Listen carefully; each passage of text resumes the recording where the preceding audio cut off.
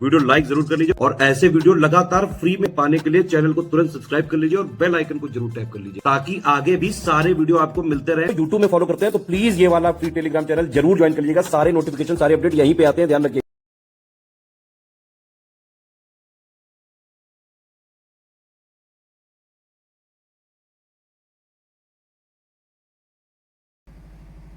दोस्तों, स्वागत है आपका स्टडी फॉर सिविल सर्विसेज में।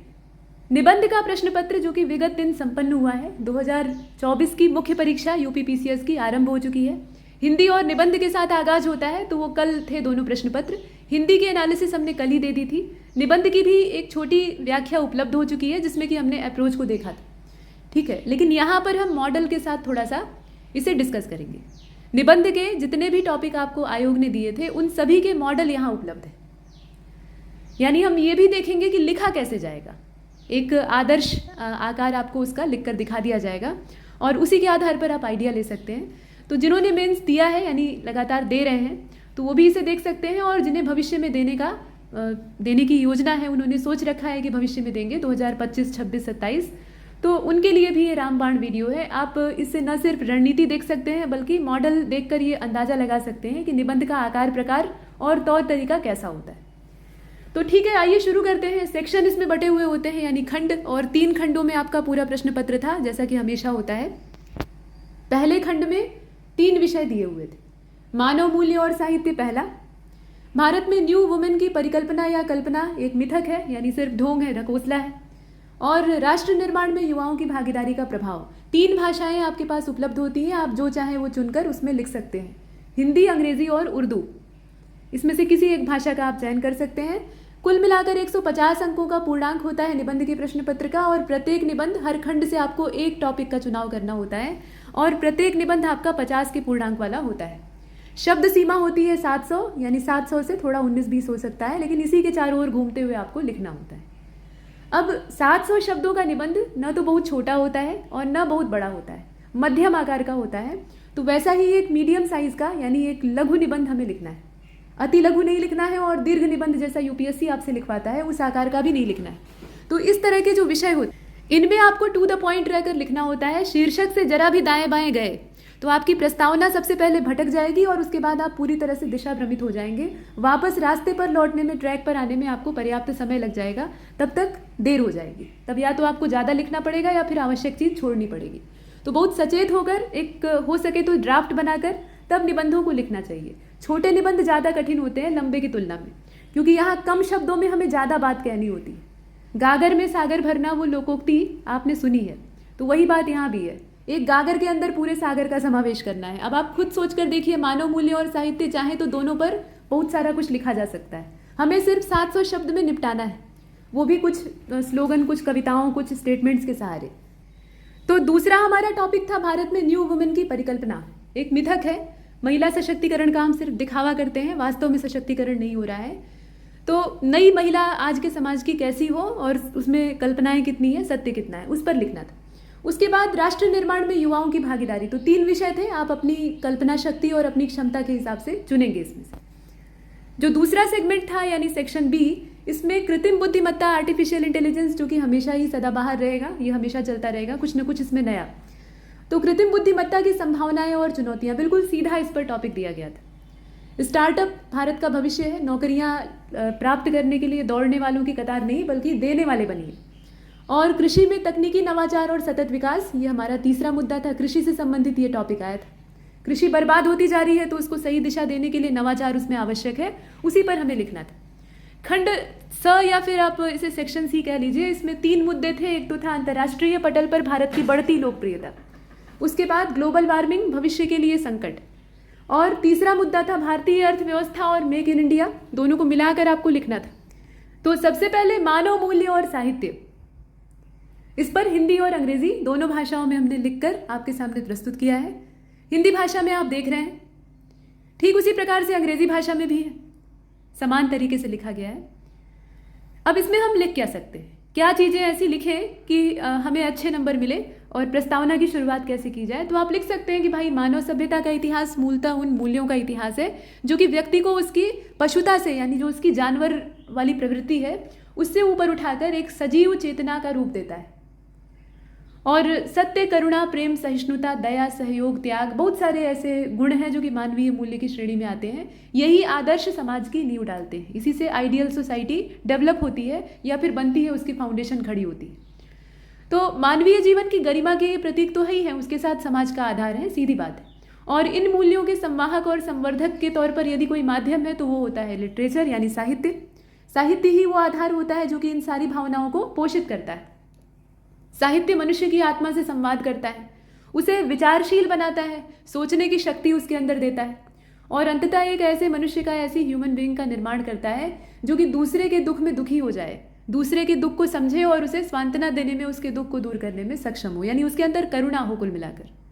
जैसे गौतम बुद्ध का यहाँ उदाहरण आप ले सकते हैं, और नहीं तो चाहे सीधे सीधे लिख सकते हैं।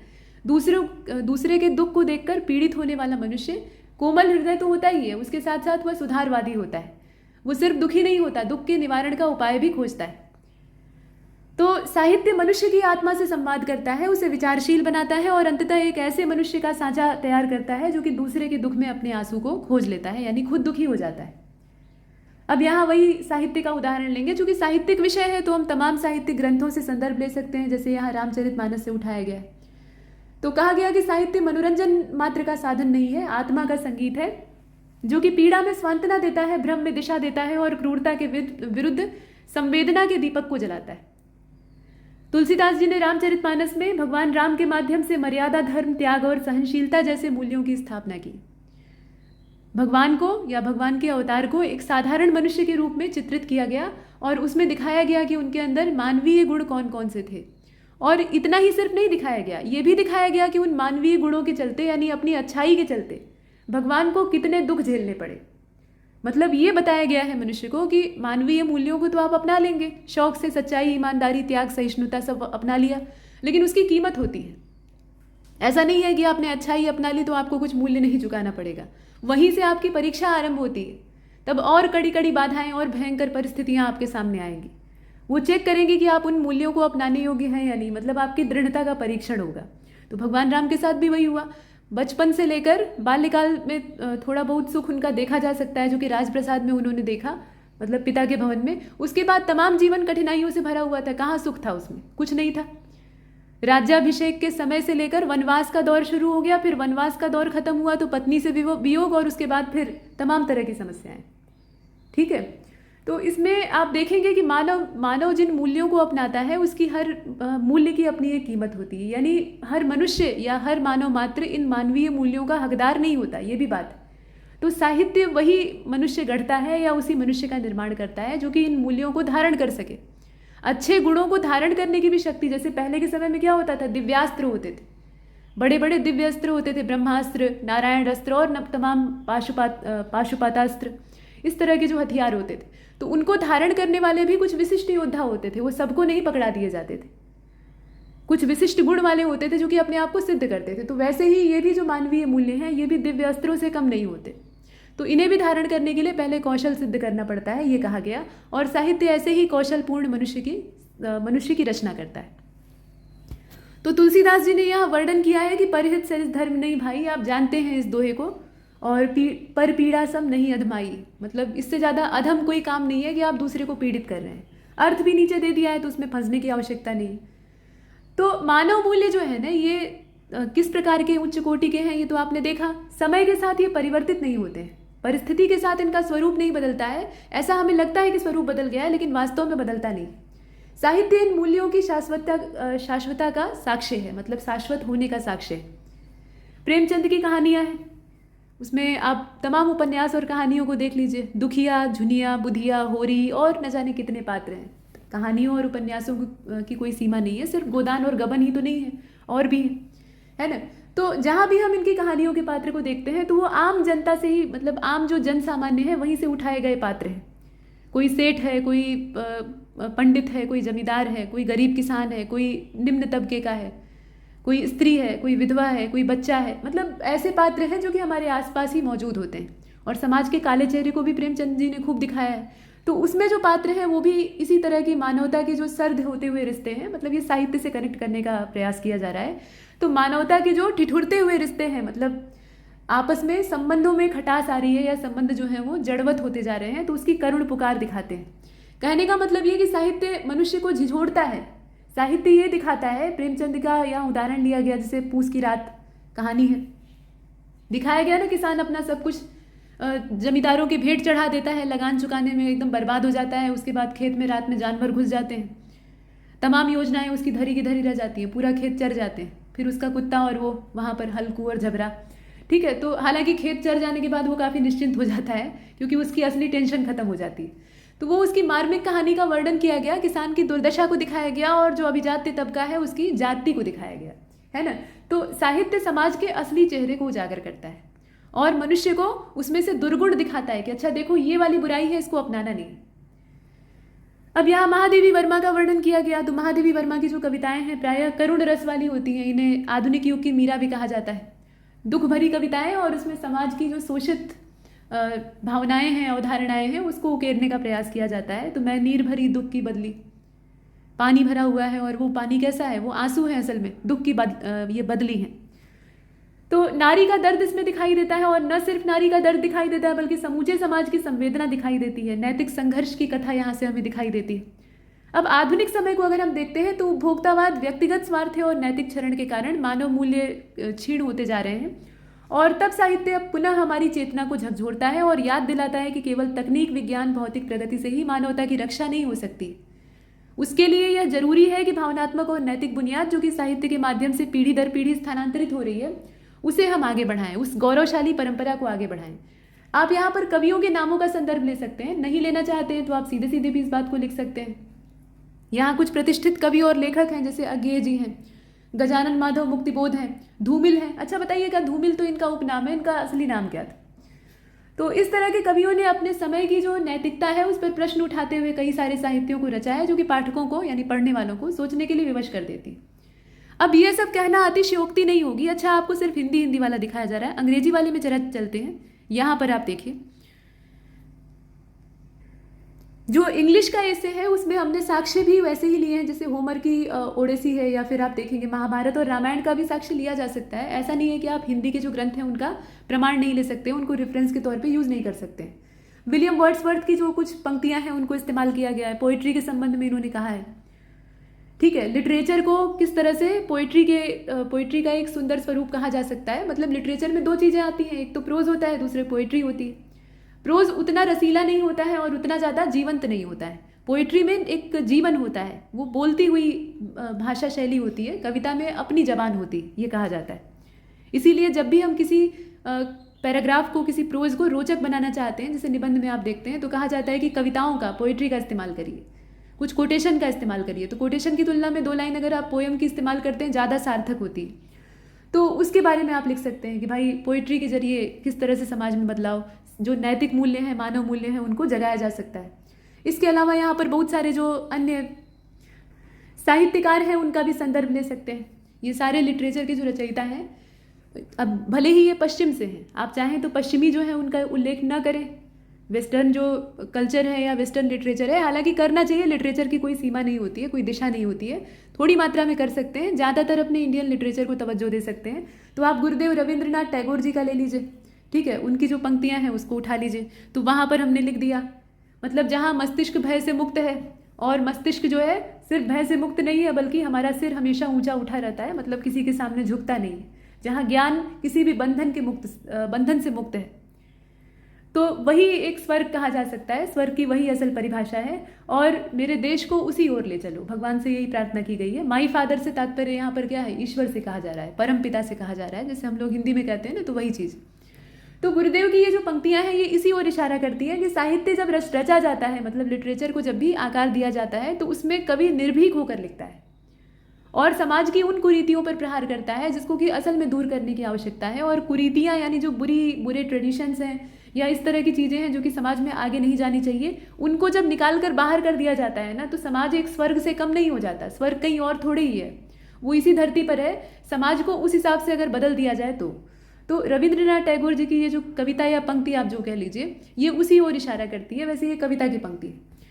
तो ठीक है, इस तरीके से लिखा जा सकता है। और भी बहुत कुछ लिख सकते हैं। इंडियन लिटरेचर का हम सहारा ले रहे हैं तो मुंशी प्रेमचंद की यहाँ पे, अब देखिए वहाँ पर हमने पूस की रात का उल्लेख किया था, तो यहाँ पर हम पंच परमेश्वर का उल्लेख कर रहे हैं। कोई भी आप स्टोरी का ले सकते हैं, ठीक है। मतलब प्रेमचंद की भी बहुत सारी कहानियाँ हैं, कई सारे उपन्यास हैं, तो उनमें से आप किसी को भी उठा लीजिए, सभी तो सामाजिक समस्याओं से ही जुड़े हुए हैं। इसके अलावा मार्गरेट एटवुड का जो वर्णन है उसको आप ले सकते हैं। इसके साथ साथ आप ये दिखा सकते हैं कि जो बाल साहित्य होता है, यानी चिल्ड्रन से जुड़ा हुआ जो लिटरेचर होता है, उसमें भी ऐसी कहानियों को शामिल किया गया। पहले के समय में इस तरह की कहानियाँ होती थी, आजकल तो सब लेवल ही डाउन हो गया है। तो इस तरह की कहानियाँ होती थी जिसमें कि बच्चों में करेज, काइंडनेस, फॉरगिवनेस, ट्रुथ, इन सब का संचार करने के लिए पर्याप्त साधन होते थे। जैसे अपने यहाँ है पंचतंत्र। पंचतंत्र में क्या है, विष्णु शास्त्री जो है वो राजा के 5 मूर्ख बेटों को शिक्षित कर डालते हैं सिर्फ कहानियाँ सुना सुनाकर। उसमें पॉलिटी, पब्लिक एडमिनिस्ट्रेशन और न जाने किन किन चीज़ों की शिक्षा रहती है। वो राजकुमार ऐसे रहते हैं कि वो मूर्ख तो रहते ही हैं, मतलब 1 पैसे की उनके पास बुद्धि नहीं रहती है, उतने ही ढीठ और दबंग रहते हैं, मतलब किसी को भी, किसी भी टीचर को टिकने नहीं देते हैं। लेकिन वहाँ विष्णु शर्मा जब जाते हैं तो वो पूरी तरह से कमर कस कर जाते हैं कि मुझे भागना नहीं है, और वो यही रास्ता निकालते हैं। वो जानते हैं कि अगर हम सीधे सीधे सीख देंगे तो ये सुनेंगे नहीं, तो सीधे शिक्षा देने से बेहतर है कि हम कहानियाँ सुनाएं, और कहानियों में इन बच्चों को उलझाकर, हैं तो बच्चे ही, तो बच्चों को उलझाकर हम वो सीख भी दे डालें, वो शिक्षा भी दे डालें जो कि इनके काम की है, और उसका सार्थक परिणाम निकल कर आता है। तो इस तरह के माध्यम थे पहले के समय में। और हमें ये भी कोशिश करनी चाहिए, देखिए लिटरेचर की जब हम बात कर रहे हैं और हम सोशल अपलिफ्टमेंट की बात कर रहे हैं, या फिर हम मानवीय मूल्यों की चर्चा कर रहे हैं, तो हमें ये ध्यान देना चाहिए कि जो साहित्य हमारे सामने रचा जा रहा है आज के समय में, क्या वो पहले के समान गुणवत्तापूर्ण है, क्या वो सही में जो मोरल वैल्यूज़ हैं उनको इस्टेब्लिश करने में सक्षम है, और अगर नहीं है तो क्यों है, उसके पीछे क्या कारण है। पहले का साहित्य बंधन मुक्त होता था, तमाम बंदिशें होती थी, बंधन तो होते ही थे। अंग्रेज़ों की लाठी अलग से चलती थी, आप उनके खिलाफ नहीं लिख सकते हैं, वर्नाकुलर और न जाने क्या क्या। उससे पहले जो तमाम आक्रांता बाहर से आए वो अपनी मनमानी लिखवाते थे साहित्य, लेकिन उसके बावजूद लिखने वाला जो है ना वो निर्भीक होकर लिखता था, भले कीमत कुछ भी चुकानी पड़े, लिखने से नहीं चूकता था। जेल में भरा जाता था, गला काट दिया जाता था, हाथ काट दिए जाते थे, बहुत तरह से प्रताड़ित किया जाता था। बाद में प्रेस वगैरह का जो सामान होता था उसको जब्त कर दिया जाता था, कोई रातों रात हवा नहीं लगती थी, लेकिन उसके बावजूद लिखता था। आज ऐसा क्या हो गया है कि तमाम जो प्लेटफॉर्म है, मीडिया और तमाम वर्चुअल प्लेटफॉर्म है, वो उपलब्ध होने के बावजूद ऐसा घटिया साहित्य रचा जा रहा है जो कि किसी काम का नहीं है। वो सोशल अपलिफ्टमेंट और जो ह्यूमन वैल्यूज़ हैं उनको कहाँ से इन्हेंस करेगा, कहाँ से प्रोत्साहित करेगा। तो उसके पीछे वजह क्या है, तो वजह ये है ना कि पढ़ने वाले जो वर्ग हैं, यानी दर्शक और श्रोता कहे जा सकते हैं, तो उनके मूल्यों में गिरावट आ गई, वो कदरदान नहीं रह गए। और जब वहाँ से प्रोत्साहन नहीं मिलता है तो साहित्यकार भी विवश हो जाता है, उसको ये लगता है कि जो पढ़ा जा रहा है या जो देखा जा रहा है वही लिखो, उसी में भलाई है, तभी उसे पब्लिसिटी मिलेगी, और पॉपुलर हर कोई होना चाहता है, तो इसलिए वो भागता है इन चीज़ों के पीछे। उसके अलावा तमाम तरह का लालच उसके ऊपर हावी हो गया है, तो इन चीज़ों को भी अपने इस हिस्से में शामिल करिएगा। बाकी आप और भी बहुत कुछ लिख सकते हैं। आप ये लिख सकते हैं कि भाई अगर एक वैल्यू से रहित साहित्य रचा जाता है तो वह जितना एक वैल्यू एडेड साहित्य या जो वैल्यूएबल साहित्य होता है वो समाज को पोषित करता है, उतना ही एक भ्रष्ट साहित्य समाज को पतन की ओर ले जाता है। वो मानवीय मूल्यों का विकास नहीं करता, बल्कि किसी राक्षस का निर्माण करने में सक्षम होता है, जो कि मनुष्य के शरीर में एक दैत्य होता है, यानी विकृत मानसिकता को जन्म देता है। तो आज के संदर्भ में आप देखेंगे ही कि जो मानवता है वो बहुत सारे संकटों से घिरी हुई है। युद्ध, हिंसा, जातिवाद, सांप्रदायिकता, पर्यावरणीय संकट, न जाने क्या क्या ही है। तो अब ऐसी स्थिति में साहित्य की भूमिका और ज़्यादा बढ़ जाती है, जिम्मेदारी ज़्यादा बढ़ जाती है, और ये ज़रूरी है कि अब साहित्य ही सचेत होकर उन मूल्यों को जनता को याद दिलाए, युवा वर्ग को याद दिलाए, जिसकी उन्हें सच में आवश्यकता है, जो कि आने वाली पीढ़ियों को नई दिशा देने में सक्षम हो। ऐसे करके आप लिख सकते हैं। दोनों भाषाओं में हमने देखा, ठीक है। आप जिस भी भाषा के उम्मीदवार हैं आप अपनी सुविधा अनुसार चयन कर सकते हैं, ठीक है। तो यहाँ पर ये निबंध जो है ये समाप्त होता है।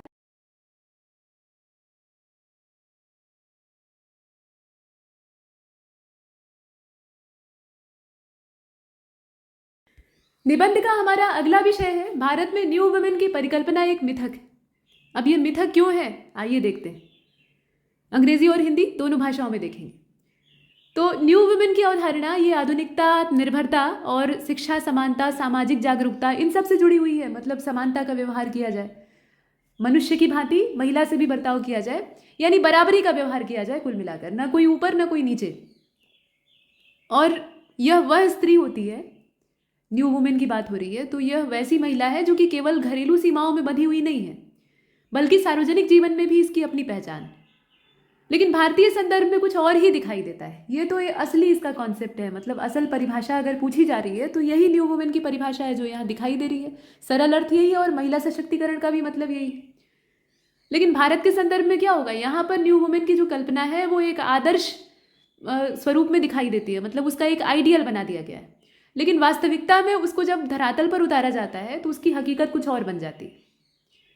अब समाज में हम अपने आसपास जितनी महिलाएं हैं उन्हें देखें तो मालूम होता है कि जो आधुनिक भारत है उसमें शिक्षित, करियर के लिए जागरूक, स्वतंत्र स्त्री की छवि जो है वो काफ़ी ज़्यादा उभरी हुई है। मतलब लोग तवज्जो देते हैं इसको कुछ हद तक, जैसे मीडिया इसे हाईलाइट करता है, फिल्मों में दिखाया जाता है कि सशक्त महिला है।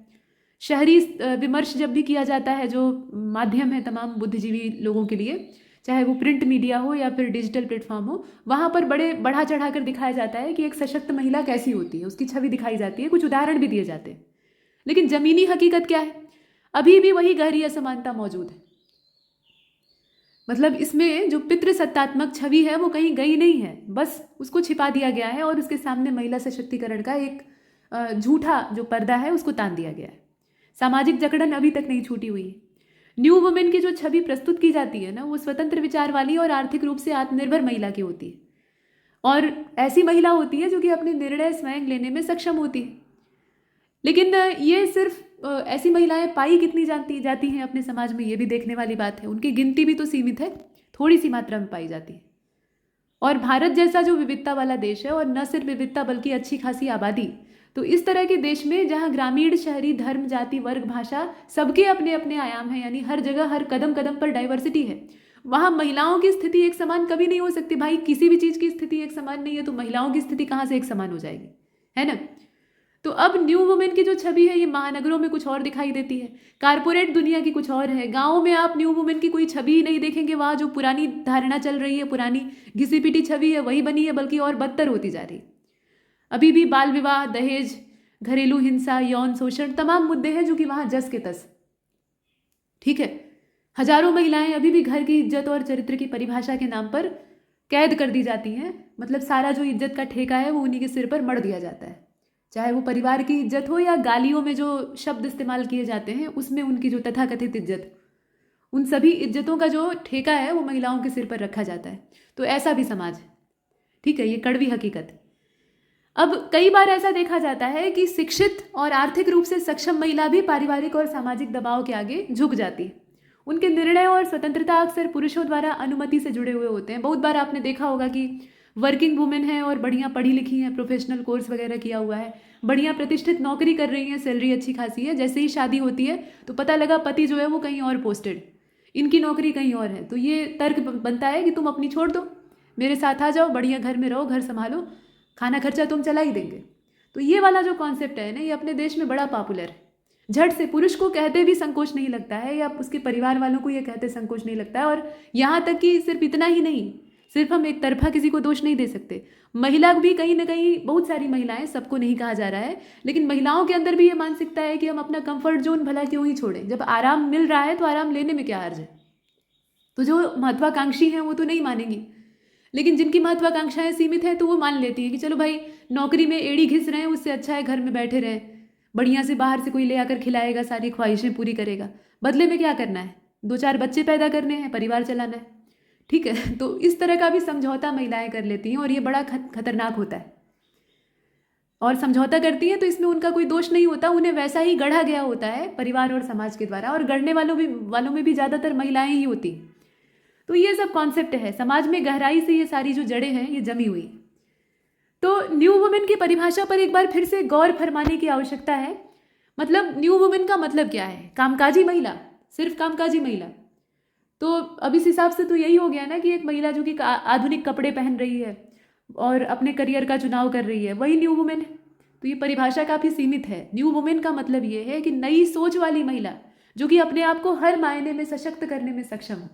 सिर्फ नौकरी कर लेना और सैलरी प्राप्त कर लेना ये नए जमाने की महिला या महिला सशक्तिकरण का कोई ऐसे तमगा नहीं है, ठीक है। महिला सशक्तिकरण का मतलब ये है कि आप मानसिक रूप से मजबूत हो, मानसिक जो निर्भरता आपकी पुरुष समाज पर है उस बेड़ी को आप तोड़िए। जब मानसिक रूप से आप मजबूत और आत्मनिर्भर होंगे तो हर मायने में आपकी आत्मनिर्भरता दिखाई देगी। नहीं तो वो वाली आज़ादी तो कोई भी छीन सकता है। नौकरी कर रहे हो, कोई सलाह दिया छोड़ दो हम तुम्हें खिला देंगे, तो आपने छोड़ दिया। मानसिक गुलामी की आदत पड़ी हुई है। जब वो मानसिक गुलामी की आदत आपसे छूटेगी ना, आप मानसिक रूप से स्वच्छंद होइएगा, तो आप सरासर इनकार कर दीजिएगा कि मेरे साथ रहना है तो मुझे नौकरी करने देना होगा, मेरे खर्चे मैं स्वयं उठाऊंगी और तुम्हारे भी जब समय आएगा तो उठा लूंगी, तुम अपनी देखो।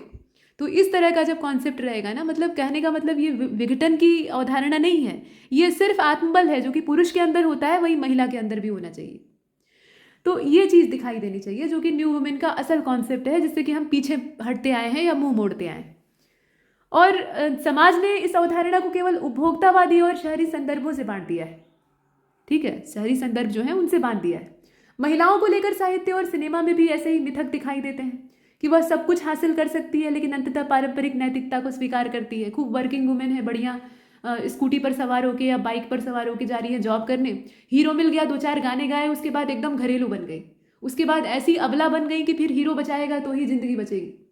तो वो वाला कॉन्सेप्ट जो है वो फिल्में दिखाती हैं, सीरियल में भी दिखाया जाता है। सीरियल में भी ऐसी अबला नारी का चित्रण किया जाता है जो कि शादी से पहले तो खूब अच्छी रहती हैं, खूब सशक्त रहती हैं, जैसे ही विवाह होता है वो ऐसे प्रेम में पड़ती हैं कि एकदम उनका सारा बल क्षीण हो जाता है।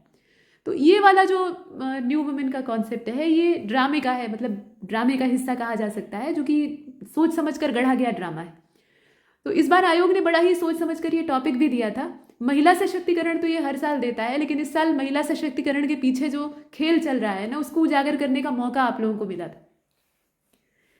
तो आप देखेंगे कि पारंपरिक नैतिकता को स्वीकार कर लिया जाता है और वह सब कुछ करती है। प्रेम, विद्रोह, करियर, शिक्षा, यह चित्रण भी हमें भ्रमित करता है। वास्तव में स्त्री को स्वतंत्रता मिलती है। अच्छा, फिल्मों में और सीरियलों में एक और कॉन्सेप्ट दिखाई देता है कि जब सीरियल वाले खुले तौर पर ये नहीं दिखा पाते या फिल्म वाले कि महिला जो है वो पहले खूब बढ़िया पढ़ने लिखने में तेज थी, उसके तमाम सपने थे, और एकदम से उसको पकड़ के शादी वादी करवा दी जाती है, तो उसके बाद फिर वो अपने सारे सपने छोड़ के चूल्हे चौके में रम जाती है। जब ये दिखाने में उन्हें थोड़ा संकोच और डर लगता है, जनता से डर लगता है, तो उसके बाद वो क्या करते हैं, वो दिखाते हैं कि चूल्हा चौका अपने शुरुआती जीवन में करती है, बाद में उसके मन के जो ख्वाब हैं उसको उसके परिवार यानी ससुराल वाले समझते हैं और फिर उसके सपनों को पूरा करने में उसकी मदद करते हैं। फिर वो कोई बहुत बड़ी अधिकारी बन जाती है और उसके बाद फिर अपने परिवार को भी पूरा संभाल लेती हैं और बच्चे भी कर लेती हैं और साथ में ड्यूटी भी खूब अच्छे से निभा लेती हैं, देश की सेवा भी कर लेती हैं और अंत में शहीद भी हो जाती हैं। तो मेरा इशारा सिर्फ एक सीरियल या एक धारावाहिक की ओर नहीं है, ऐसे बहुत सारे आपको नाटक और फिल्में दिख जाएंगे जिसमें कि एकदम सर्वगुण संपन्न एक नारी की कल्पना दी जाती है। वो और ज़्यादा दबावपूर्ण होता है, मतलब वो वर्किंग वुमेन या जो न्यू वुमेन या सशक्त महिला है उसके ऊपर एक अतिरिक्त दबाव डालने का काम करता है कि नहीं, तुम्हें हर मामले में गुण संपन्न होना चाहिए।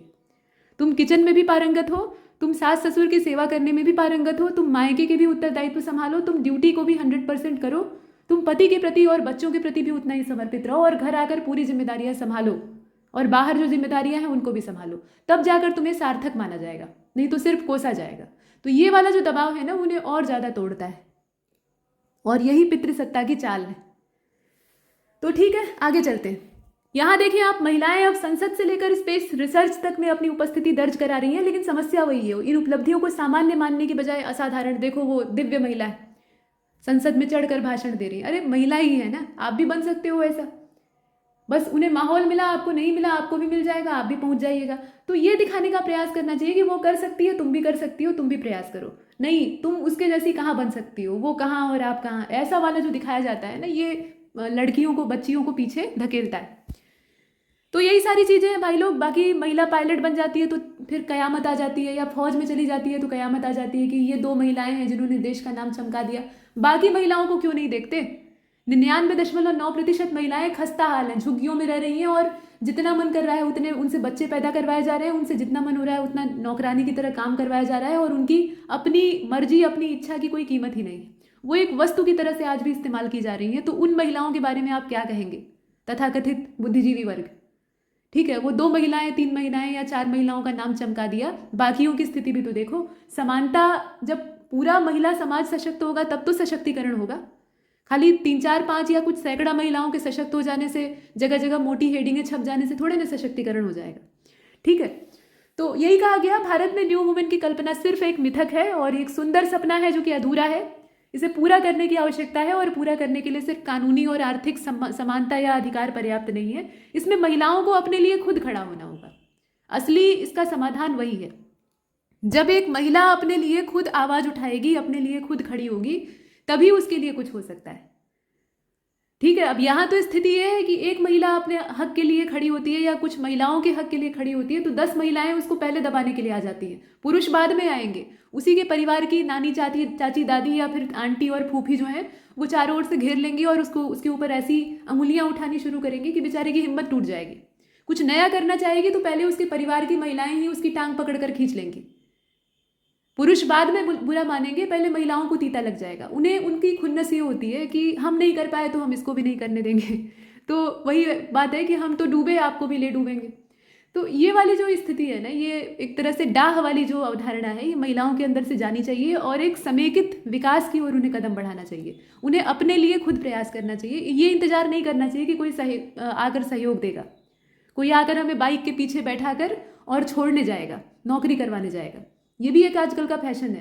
कहीं पर मास्टरी की नौकरी लग जा रही है, उसके बाद फिर पति जो है वो पीछे बैठाकर उन्हें पहुंचा आ रहे हैं। अरे खुद पहुंचो। ठीक है, तो ये एक छोटा सशक्तिकरण है। ये सशक्तिकरण का कोई तरीका नहीं है, लेकिन हाँ मतलब एक छोटा उदाहरण आपको दिया। तो भाई अंग्रेजी में भी ऐसे ही लिखा जा सकता है। यहाँ पर आप अंग्रेजी माध्यम का भी देख रहे हैं। यहाँ पर रूरल इंडिया और अर्बन इंडिया की एक तुलनात्मक स्टडी की गई है और दिखाया गया है कि किस प्रकार से महिलाओं में जो शहरी स्तर है और ग्रामीण स्तर है, हालांकि ये अंतर तो पुरुषों में भी पाया जाता है, लेकिन आत्मनिर्भरता के स्तर की जहाँ तक बात होती है तो वहाँ पर दोनों में समानता दिखाई देती है। ग्रामीण स्तर जो है वहाँ भी कुछ न कुछ करके कमा खा रहे हैं और कम से कम सशक्त हैं। ठीक है, और महिलाओं की दशा में जो है वो आमूलचूल अंतर दिखाई देता है, मतलब जमीन आसमान का फर्क दिखाई देता है। और वर्किंग और एजुकेटेड वुमेन जो है, इंडिपेंडेंट कही जाती हैं, तो उनकी संख्या बहुत थोड़ी सी है। उनकी तुलना में ऐसी महिलाएं जो कि कैरियर ओरिएंटेड नहीं हैं, दबी कुचली हैं, पढ़ाया भी गया है तो इस ढंग का नहीं पढ़ाया गया है। पता लगा उसी परिवार के जो लड़के हैं वो टेक्निकल डिग्री प्राप्त कर रहे हैं और उन्हें सिंपल बीए करवाया जा रहा है, जिससे कि उन्हें कुछ नहीं मिलने वाला। तो इस तरह की पढ़ाई भी करवाई जाती है जो कि सिर्फ नाम मात्र की होती है। बीए में खराब नहीं होता है, लेकिन समय के साथ जैसी शिक्षा की आवश्यकता होती है वैसी उस लड़की को नहीं दी जाती है। तो ये सारे जो दोयम दर्जे के बर्ताव होते हैं ना, ये महिला सशक्तिकरण के रास्ते में और न्यू वुमेन को गढ़ने के रास्ते में रोड़ा है। इस कॉन्सेप्ट को आप यहाँ भी देख सकते हैं। अब आइए आगे चलते हैं और अगले निबंध को देखते हैं।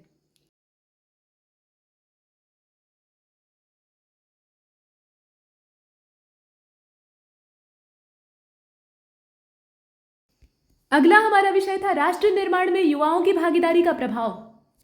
राष्ट्र के निर्माण में, नेशन बिल्डिंग में युवाओं का क्या रोल है और अगर युवा वर्ग इसमें हिस्सा लेता है तो इसका क्या प्रभाव पड़ेगा। तो यहाँ हमने शुरू किया है पंक्ति से, काव्य पंक्ति से। रामधारी सिंह दिनकर जी की ये पंक्तियां हैं। जो तटस्थ है समय लिखेगा उनके भी अपराध, समर शेष है नहीं पाप का भागी केवल व्याध। जो तटस्थ है समय लिखेगा उनका भी अपराध या उनके भी अपराध। तुम उठो समय के स्वर में स्वर मिलाकर गाओ, यह समय की पुकार है, उठो देश के लिए कुछ कर जाओ।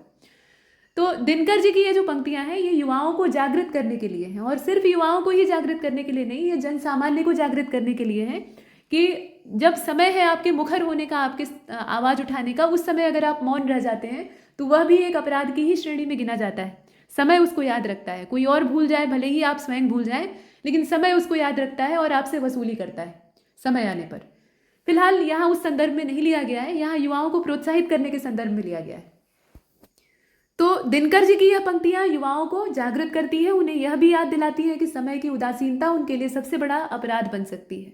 मतलब आज का समय युवाओं से जिस तरह की डिमांड कर रहा है, जिस तरह का आह्वान कर रहा है, अगर उसको युवा आबादी नहीं सुन रही है तो समय उनसे उसकी कीमत अवश्य ही वसूलेगा।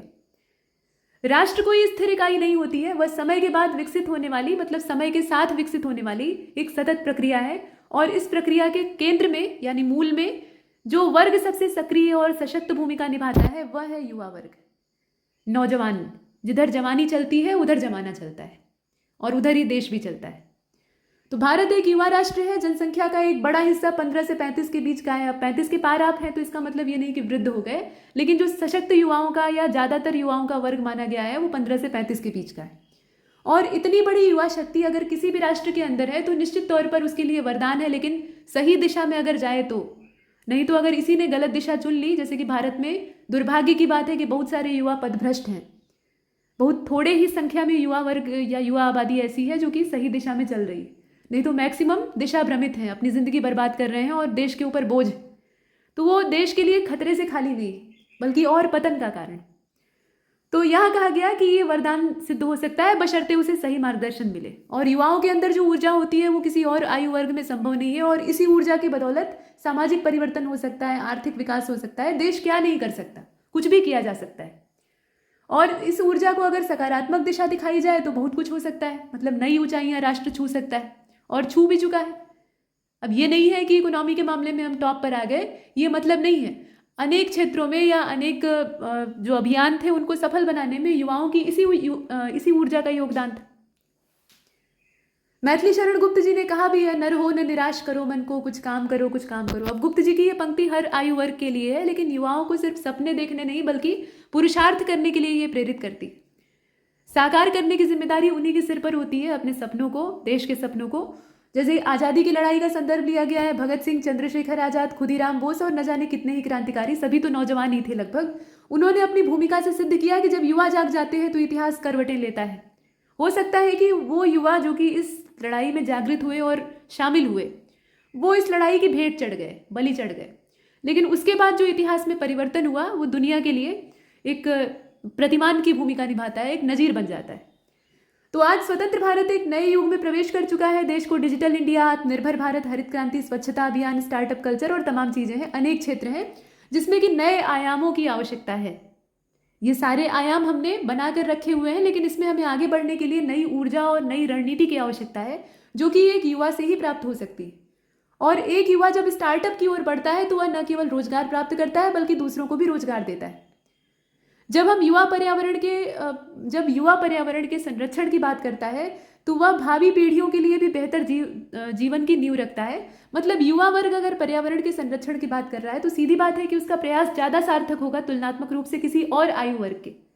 जो ग्लोबल वार्मिंग हम चिल्ला रहे हैं, हम तमाम तरह के प्रदूषण की बात कर रहे हैं, अगर सिर्फ यूथ कमर कस लेता है तो बहुत हद तक सुधारा जा सकता है, इस चीज़ को सुधार लाया जा सकता है।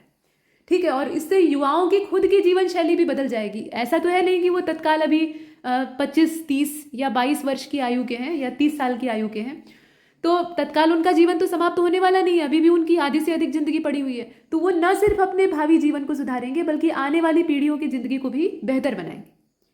वही कहा गया आगे कि जहाँ नव अंकुर फूटते हैं वहीं नवीन युग की आशा होती है, और सही बात है। तो युवा ही वह अंकुर है जहाँ से कि हमें आशाएं दिखाई देती हैं, आशाएं फलती फूलती दिखाई देती। आज के समय में शिक्षा, तकनीकी, विज्ञान, रक्षा, अंतरिक्ष, राजनीति, खेल, साहित्य, कला, प्रशासन, हर क्षेत्र में युवा आगे आ रहे हैं। और यह केवल व्यक्तिगत सफलता नहीं है, यह राष्ट्र के विकास की सीढ़ी है। अब यह भी कहा जा सकता है कि भ्रष्टाचार के खिलाफ उन्हें सजग होना चाहिए, लोकतंत्र को मजबूत बनाने के लिए आगे आना चाहिए, राजनीति में उनकी सक्रिय भागीदारी होनी चाहिए। और अनेक चुनौतियां आज के समय में हैं, सिर्फ तारीफ नहीं कर सकते हैं, जो चैलेंजेस हैं उन्हें दिखाना पड़ेगा। तो चुनौतियों में सबसे बड़ी समस्या तो बेरोजगारी है। बढ़ती आबादी की वजह से बेशुमार लोग पैदा हो गए, और पैदा हो गए हैं तो उनको खाने पीने के लिए चाहिए, जीविकोपार्जन के लिए। अनएम्प्लॉयमेंट अपनी चरम सीमा पर है, गरीबी है, मानसिक तनाव उसी के चलते, और दिशा भ्रमित है तो नशाखोरी, दिशाहीनता, सोशल मीडिया का एक दुष्प्रभाव। चूंकि ये सारा कुछ जो है ना, इसके पीछे असली जड़ है बेरोजगारी। जब कोई काम धंधा नहीं होता है तो वो युवा थोड़ा बहुत अपना खाना खर्चा जैसे तैसे निकाल के, जहां से भी निम्न स्तर का काम करके, और उसके बाद जो बचा हुआ समय होता है उसमें ऊल जलूल काम करता है। ऊर्जा होती ही है, अब ऊर्जा को सही दिशा चाहिए, सही दिशा नहीं मिल पाती है तो वो गलत डायरेक्शन में ही चली जाती है। कोई गलत काम करने में अपराध की ओर मुड़ जाएंगे, या सोशल मीडिया में कुछ अनर्गल ऐसे ही पोर्न दिखाया जा रहा है या फालतू चीज़ें दिखाई जा रही हैं, दिमाग भ्रष्ट करने वाली सामग्री दिखाई जा रही है, उसी में अपना मेंटल एनर्जी बर्बाद करेंगे, अपने शरीर को बर्बाद करेंगे। ठीक है, तो युवाओं की दिशा भ्रमित होने की जो दशा है ये सबसे घातक है, और वही हो रहा है। और इससे अगर उन्हें बाहर निकालना है तो मूल्यपरक शिक्षा देनी होगी, सकारात्मक वातावरण देना होगा और अवसर उपलब्ध कराने होंगे। और युवाओं को भी ये समझना होगा कि उन्हें भटकना नहीं है, संकल्प के साथ आगे बढ़ना है, क्योंकि उनकी जिंदगी का उद्देश्य सिर्फ रील देखना नहीं है, सिर्फ भटकना नहीं है, और सिर्फ नौकरियों के फार्म भरना भी नहीं है।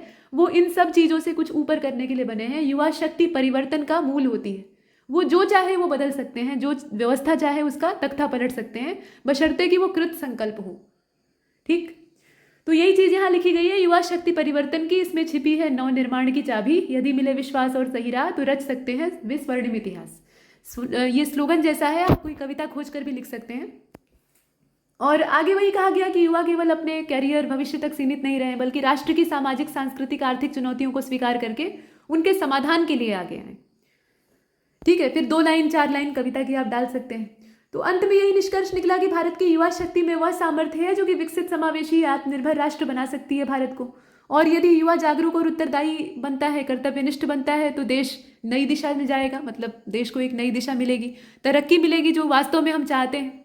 और उसी तरीके से यहाँ भी लिखा गया है, यहाँ रूजवेल्ट के कथन से स्टार्ट किया गया है, तो आप भी कोई विदेशी साहित्यकार या विचारक के स्टेटमेंट को यूज कर सकते हैं। ठीक है, और आगे उसी तरीके से बात को कहा गया और दिखाया ये भी गया है, जैसे अब पीछे हमने देखा था वही चीज़, यहाँ भी वही डाटा है, कमोबेश वही चीज़ें हैं, थोड़ा बहुत का परिवर्तन है। असल में ऐसा है ना, देखिए जब आप अंग्रेजी माध्यम में लिखते हैं तो हिंदी के कोटेशन और हिंदी की कविताओं को उसमें भरसक इस्तेमाल नहीं करना चाहिए। समान भाषा की पंक्तियाँ या कविताओं का इस्तेमाल करें, उसी में भलाई है, नहीं तो वो देखने में बड़ा विचित्र लगता है। और यही चीज़ लागू होती है हिंदी वाले निबंधों पर। हिंदी वाले निबंध आप लिख रहे हैं और इसमें पता लगा अंग्रेजी की पंक्तियाँ लिखे जा रहे हैं बतौर रेफरेंस, तो वो महंगा पड़ जाएगा। आपको हिंदी वाले निबंध में हिंदी की कविता या हिंदी की पंक्तियाँ और अंग्रेजी वाले में अंग्रेजी की, यानी समान भाषाओं का इस्तेमाल करना है, तो ही आप अच्छे नंबर के हकदार होंगे। इसलिए हमने यहाँ पे एलेनोर रूजवेल्ट का जो स्टेटमेंट है उसको यूज़ किया है। किसी देशी साहित्यकार की तुलना में हमने विदेशी पश्चिमी साहित्यकार को उठाया है। देशियों में भी अगर आपको अंग्रेजी का स्टेटमेंट मिलता है तो आप डाल दीजिए, मिल जाएगा, आराम से मिल जाएगा। अब जैसे यहाँ देखिए आप, रामधारी सिंह दिनकर जी का जो कथन था उसको हमने अंग्रेजी में रूपांतरित करके इस्तेमाल किया है। ठीक, मतलब न्यूट्रल रहेंगे तो भी आपको समय जज करेगा, बाद में समय आपसे हिसाब चुकता करेगा। तो आपके पास वो विकल्प नहीं है कि आप तटस्थ रह सकें, आप न्यूट्रल रह सकें, ये ऑप्शन आपके पास नहीं है। आपको सक्रिय होना पड़ेगा, इस रण क्षेत्र में कूदना पड़ेगा और अपना पार्टिसिपेशन देना होगा, अपने योगदान देना होगा इसमें। ठीक, तो ये सारी चीज़ें हैं, वही तरीका है, बस थोड़ा सा हमने अंग्रेजी के हिसाब से इसे रूपांतरित कर लिया है। और ये दिखाया है इसमें कि युवा वर्ग चाहे तो कुछ भी कर सकता है, बशर्ते कि वो दिशा भ्रमित ना हो। और अगर दिशा भ्रमित हो गया है तो भाई सोसाइटी का ये दायित्व बनता है, उसकी रिस्पॉन्सिबिलिटी है कि वो आज के यूथ को नई दिशा दिखाए, सही दिशा दिखाए। जैसे पहले के समय में बड़े बूढ़े होते थे और वो नौजवानों को बिगड़ने से बचाने के लिए हर संभव प्रयास करते थे, मारते पीटते थे, गाली गलौज करते थे। तो आजकल वो समय नहीं है, लेकिन प्रेम से समझाकर या एक कूटनीतिक तरीका अपनाकर अगर हम युवाओं को नई दिशा देते हैं, सही दिशा देते हैं, खासतौर पर जो टीनेजर्स हैं, 21 के पार वाले युवाओं को उस तरीके से फुसलाकर समझाना संभव नहीं है। लेकिन 13 से लेकर 19 के बीच की जो आबादी है, आयु वर्ग की आबादी है, उसके साथ ये किया जा सकता है। अगर वो दिशा से भटक रही है तो उसको थोड़ा मोड़ तोड़कर, यानी अपने तरीके से, वही कहा जाता है ना, सीधी अंगुली से घी ना निकले तो टेढ़ी कर लीजिए, तो वो तरीका अपनाकर भी सोसाइटी के जो वरिष्ठ लोग हैं वो समझा सकते हैं। और इससे बहुत बड़ा फायदा होगा, सिर्फ परिवार का ही नहीं बल्कि देश का फायदा होगा और उस युवा का कल्याण तो होगा ही। तो युवा वर्ग की राष्ट्र के निर्माण में जो भागीदारी है, नेशन बिल्डिंग में जो योगदान वो देता है। ठीक, अब यहाँ विवेकानंद जी की पंक्तियां भी आप इस्तेमाल कर सकते हैं, नेशन बिल्डर्स। ठीक है, कौन होते हैं राष्ट्र निर्माता, उनकी पहचान स्वामी जी ने बताई है। और मजे की बात यह है कि वो कविता अंग्रेजी भाषा में आपको आराम से मिल जाती है, तो आप उसकी 4 पंक्तियां उठाकर बीच में डाल सकते हैं। इनफैक्ट आप उसको शुरू में इस्तेमाल कर सकते हैं, यहाँ से आप रूजवेल्ट को हटा दीजिए, बल्कि विवेकानंद की पंक्तियां यहाँ पर, विवेकानंद की पंक्तियां आप यहाँ छापेंगे ना तो आपके लिए बेहतर रहेगा। छापने से मेरा उद्देश्य है कि याद करके लिखेंगे, तो इसी तरह की कुछ विचारोत्तेजक पंक्तियां उठाइए और उन्हें निबंध के शुरू में डालिए। देखिए एक चीज़ है, इंट्रोडक्शन जो है ना वो आपके अपने शब्दों में न रहे भले ही, लेकिन कंक्लूजन आपके अपने शब्दों में होना चाहिए। यानी यहाँ पर आकर आप अपने निजी विचार दीजिए, जैसे यहाँ दिया गया है। इसमें हमने बाहर से कोई उदाहरण, कोई रेफरेंस नहीं यूज़ किया है, सिर्फ अपना निष्कर्ष बताया है कि नेशन बिल्डिंग जो है वो सिर्फ एक सीधा मुद्दा नहीं है कि हम उसमें तमाम पिलर्स लगा दें और उसको सिद्ध कर लें। उसमें बहुत तरह के आयाम और बहुत तरह के सेक्रीफाइस चाहिए होते हैं। युवा वर्ग का योगदान उसमें से एक अहम भूमिका निभाता है। इस तरीके से हम अपनी बात को कहते हैं। तो अपने शब्दों में अपने विचारों को यहाँ रखिए, क्योंकि हर टॉपिक के रूप में आयोग आपको एक समस्या देता है, एक प्रॉब्लम आपके सामने रखता है, उसका समाधान आपको सुझाना होता है। तो इंट्रोडक्शन में आपने दूसरे के जरिए अपनी बातों को कहा, कंक्लूजन में आप अपने निष्कर्ष, अपने विचारों को प्रस्तुत करिए, यही आवश्यक है। तो यहाँ पर हमने इस विषय को कंप्लीट किया है। अगले टॉपिक की ओर चलते हैं।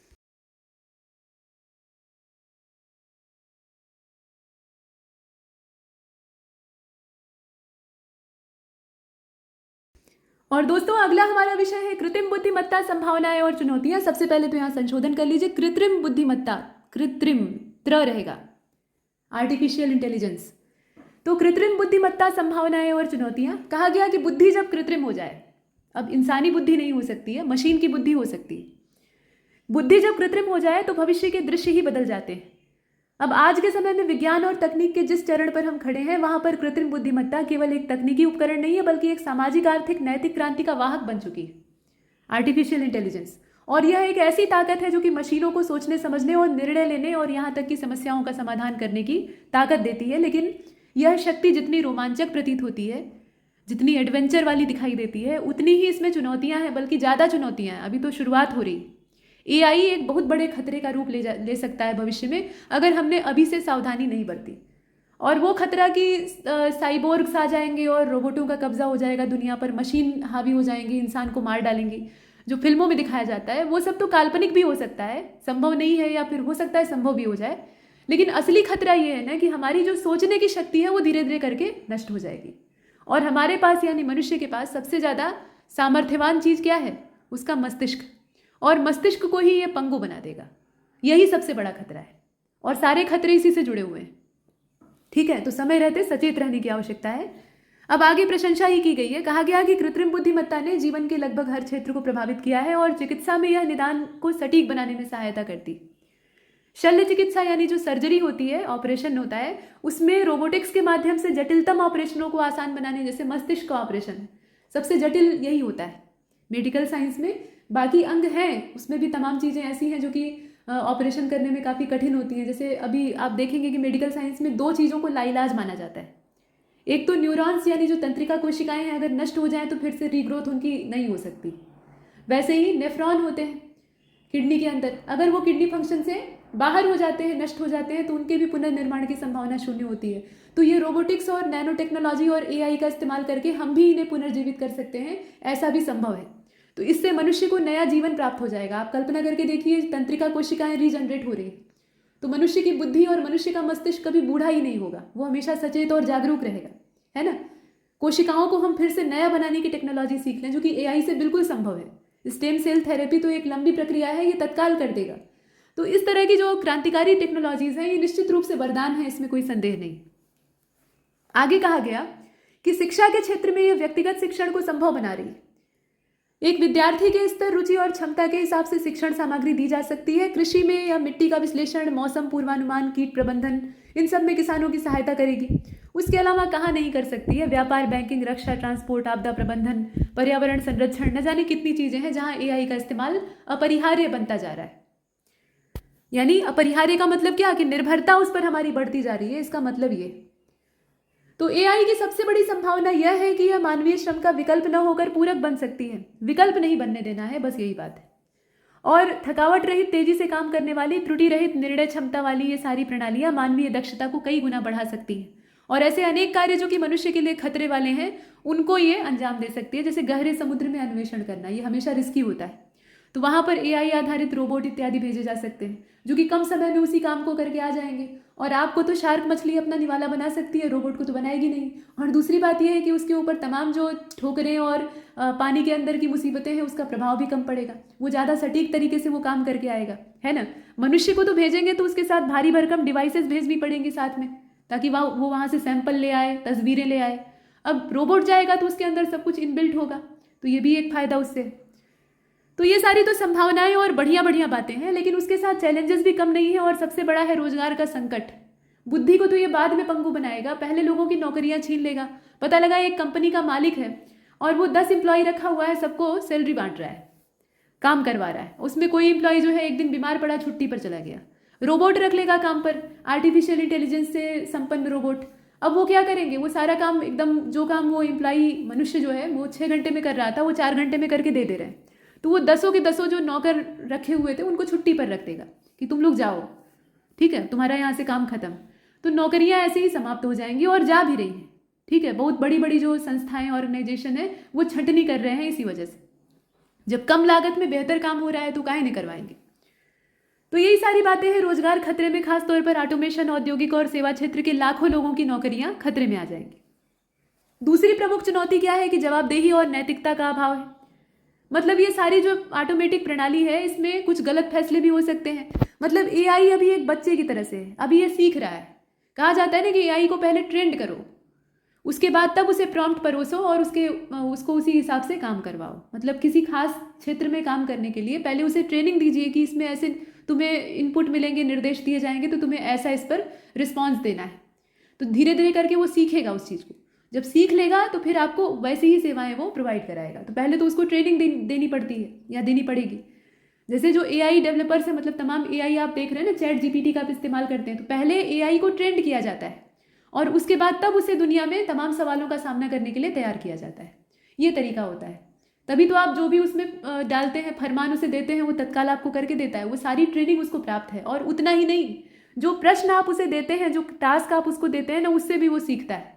वो आपकी जानकारियों का इस्तेमाल खुद की ट्रेनिंग के लिए करता है। तमाम कंपनियां जैसे मेटा है और गूगल है और तमाम हैं, हर अपनी बड़ी कंपनी का एआई है, तो वो सारे जो है वो अपने जितने भी कस्टमर हैं उनके पर्सनल डाटा का इस्तेमाल अपने एआई एजेंटों को ट्रेंड करने के लिए कर रहे हैं। और यही ट्रेनिंग प्राप्त करके वो बाद में चतुर सयाने हो जाएंगे और सब पर राज करने लगेंगे, मतलब हावी हो जाएंगे। तो वो बात है। और इससे पनपेगा वैश्विक असंतुलन।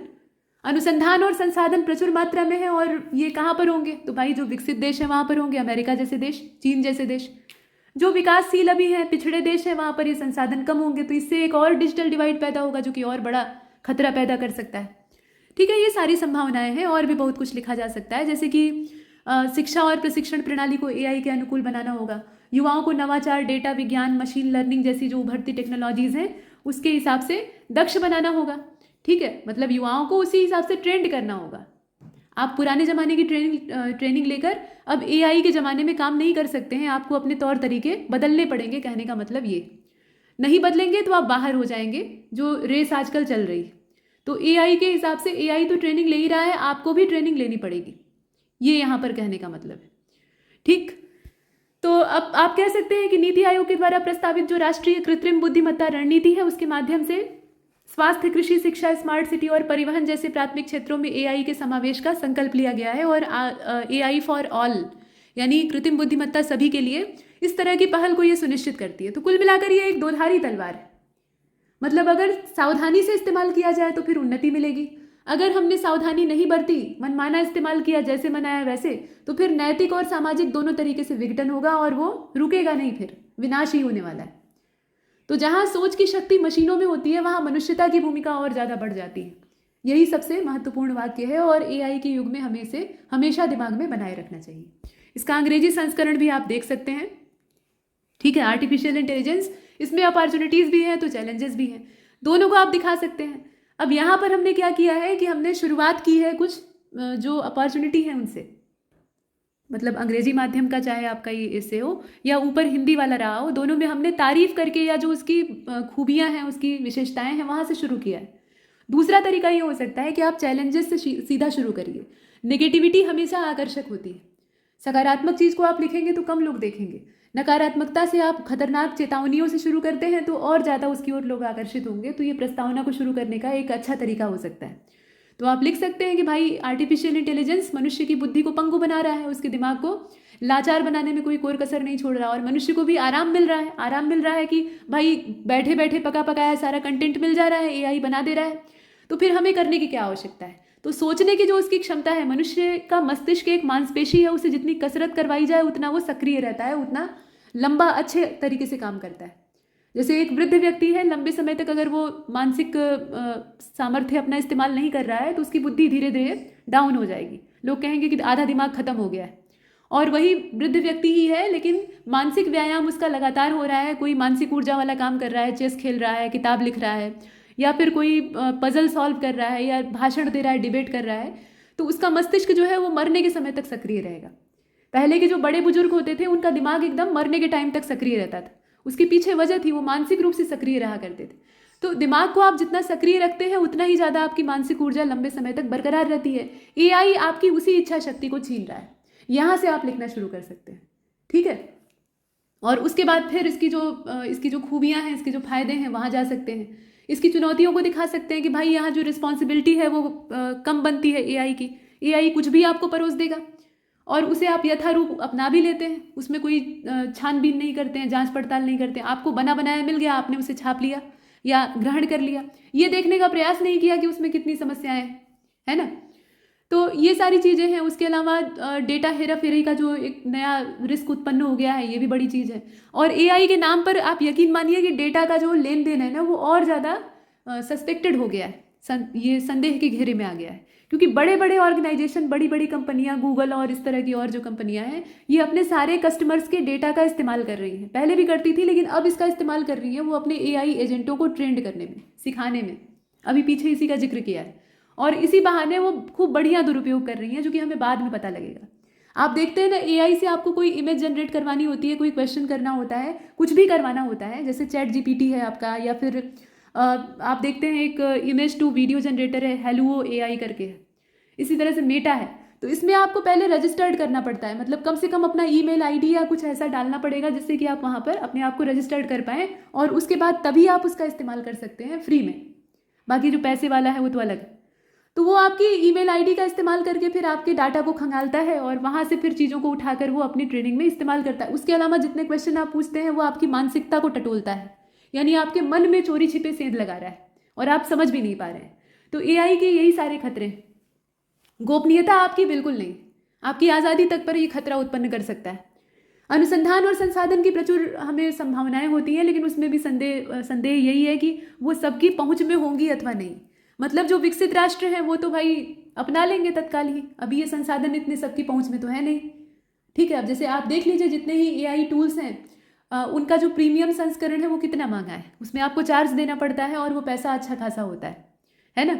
फ्री वाला वो यूज़ करने के लिए देते हैं, वो लिमिटेड होता है, तो पैसा आप दे रहे हैं। वैसे ही आप देखेंगे कि बड़े पैमाने पर जो एआई टूल्स हैं, जो कि बड़े बड़े काम करने के लिए बने हुए हैं, वो बड़े देशों की पहुंच में ही अभी हैं। भारत जैसे देश या जो पिछड़े देश हैं, भारत से भी गई बीती स्थिति है, तो उनकी पहुंच में वो टूल्स नहीं हैं, वो संसाधन नहीं है। तो फिर जो ग्रोथ के पैमाने हैं वो भी अलग अलग होंगे। मतलब जो एक डेवलपमेंट का डिवाइड पैदा हुआ है, जो इकोनॉमिकल डिवाइड है, वो और ज़्यादा तगड़ा बढ़ता जाएगा, है ना।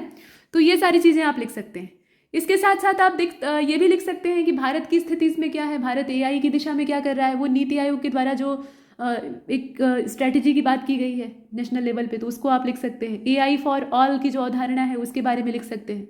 और अंत में ये बता सकते हैं कि ये दुधारी तलवार है, अगर हमने कायदे से इस्तेमाल नहीं किया तो फिर लेने का देना पड़ जाएगा। और विज्ञान का कोई भी हिस्सा हो, विज्ञान का कोई भी पक्ष हो, उसे अगर हम सावधानी से इस्तेमाल नहीं करते हैं तो फिर दुर्घटनाएं ही होंगी और कुछ नहीं। तो इस तरीके से आप इस निबंध को आकार दे सकते हैं। इसमें इतना ही।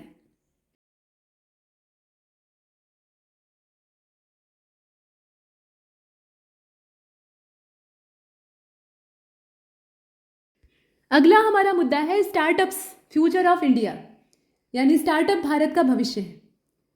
लिख सकते हैं आपकी जहाँ कल्पनाओं की उड़ान होती है वहाँ नवाचार भी पैदा हो जाता है, इनोवेशन वहीं से जन्म लेती है, और जहाँ इनोवेशन होती है वहीं से स्टार्टअप्स आते हैं। तो ये सब एक दूसरे से कनेक्टेड हैं। अब ये जो 21वीं सेंचुरी चल रही है, भारत एक ऐसे बदलाव के दौर से गुजर रहा है जहाँ युवाओं के सपनों को व्यवसायिक आकार देने की प्रवृत्ति ज़्यादा बढ़ी है। उसके पीछे कारण है एम्प्लॉयमेंट घटते जा रहे हैं तेज़ी से, और एम्प्लॉयमेंट जनरेशन की एक इच्छा या तीव्र इच्छा कहा जाए, वो लोगों के अंदर पैदा हो रही है या पैदा की जा रही है कि रोजगार देने वाला बनो, देने वाला बनो। तो वो एक मन में जुनून जैसा पैदा हो रहा है और लोग कोशिश कर रहे हैं। ठीक है, और ज़्यादा ग्रोथ के जो चांसेस हैं उनको तलाशने के चक्कर में भी लोग स्टार्टअप्स की ओर कदम बढ़ा रहे हैं, जिसमें कि शुरुआती समय अगर दिया जाए, इन्वेस्ट किया जाए, थोड़ा खून पसीना बहाया जाए, तो निश्चित तौर पर ग्रोथ हासिल की जा सकती है और बड़ी उपलब्धि प्राप्त की जा सकती है। नौकरी में प्रगति की संभावनाएं सीमित होती हैं, तो युवा वर्ग जो है वो स्टार्टअप्स की ओर आकर्षित हो रहा है। तो देश का ये भविष्य है, इसमें तो कोई संदेह नहीं। और ये प्रवृत्ति सिर्फ आर्थिक लाभ के लिए नहीं, बल्कि इनोवेशन और सेल्फ डिपेंडेंसी जो है, या फिर सेल्फ जो एक ग्रूमिंग का तरीका है, वो भी बनती जा रही है।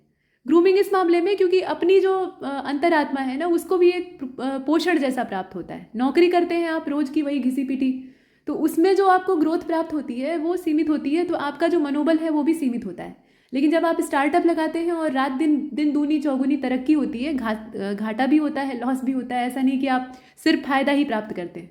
जब आप अपना काम शुरू करते हैं तो उसमें नफ़ा नुकसान दोनों होता है, लेकिन जब नफ़ा होता है और कायदे से होता है, यानी आपकी जो पसीने की कमाई है उसमें इजाफा होता है, लगातार आप ग्रोथ करते हैं, तो आपका मनोबल बढ़ता है। ये आपकी आत्मा के ऊपर एक मरहम लगाने का काम करता है। तो इस मामले में युवा वर्ग इस चीज़ की ओर आकर्षित हो रहा है, और ये देश के लिए भी कमोबेश अच्छा है। इससे देश की इकोनॉमी को एक नई दिशा मिलती है।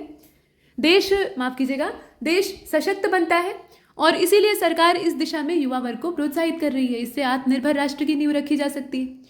भारत को कभी केवल सेवा आधारित जो अर्थव्यवस्था है उसी के लिए माना जाता था, मतलब जो सर्विस बेस इकोनॉमी है उसी के आधार पे हम देखते थे अपने देश को। लेकिन अभी हम क्या देख रहे हैं, एक इसे स्टार्टअप के हब के तौर पे देख रहे हैं, एक ऐसा केंद्र जहाँ से कि स्टार्टअप जन्म लेते हैं। और गवर्नमेंट का इनिशिएटिव आप जानते ही हैं, स्टार्टअप इंडिया, जिसमें कि आप इसकी सारे जो कॉन्सेप्ट हैं या जो अवधारणाएं हैं उसको गवर्नमेंट की पॉलिसी इत्यादि में पहले ही पढ़ चुके हैं। यहाँ आप लिख सकते हैं कि इस तरह की जो स्कीम्स हैं उसके जरिए देश में उद्यमिता की संस्कृति को और ज़्यादा प्रमोट किया जा रहा है। 2024 तक भारत में 1 लाख से ज़्यादा स्टार्टअप जो है वो रजिस्टर्ड भी हो चुके हैं। तो आंकड़ा थोड़ा दे दीजिए और चाहें तो उसके नीचे अंडरलाइन कर दीजिए। कुछ स्टार्टअप और यूनिकॉर्न जो है उनका एग्जाम्पल ले लीजिए, ठीक है। इसमें जोमेटो हो गया, ओला हो गया, पेटीएम हो गया, नायका हो गया, बाइजू तो अब डिस्ट्रॉय हो चुका, लेकिन बाकी जो हैं उनका आप ले सकते हैं। और भी कोई नाम ले सकते हैं, इसमें से कुछ को बाहर भी कर सकते हैं। तो फिलहाल आप देखें कि ये जो कंपनियां हैं, कंपनियों के नाम आपके अपनी चॉइस पर निर्भर करता है। बहुत सारे स्टार्टअप हैं, आप किन्हीं का भी ले सकते हैं। तो ये व्यापार का माध्यम नहीं बल्कि सामाजिक व्यवहार जो है उसमें भी बदलाव ला रहे हैं।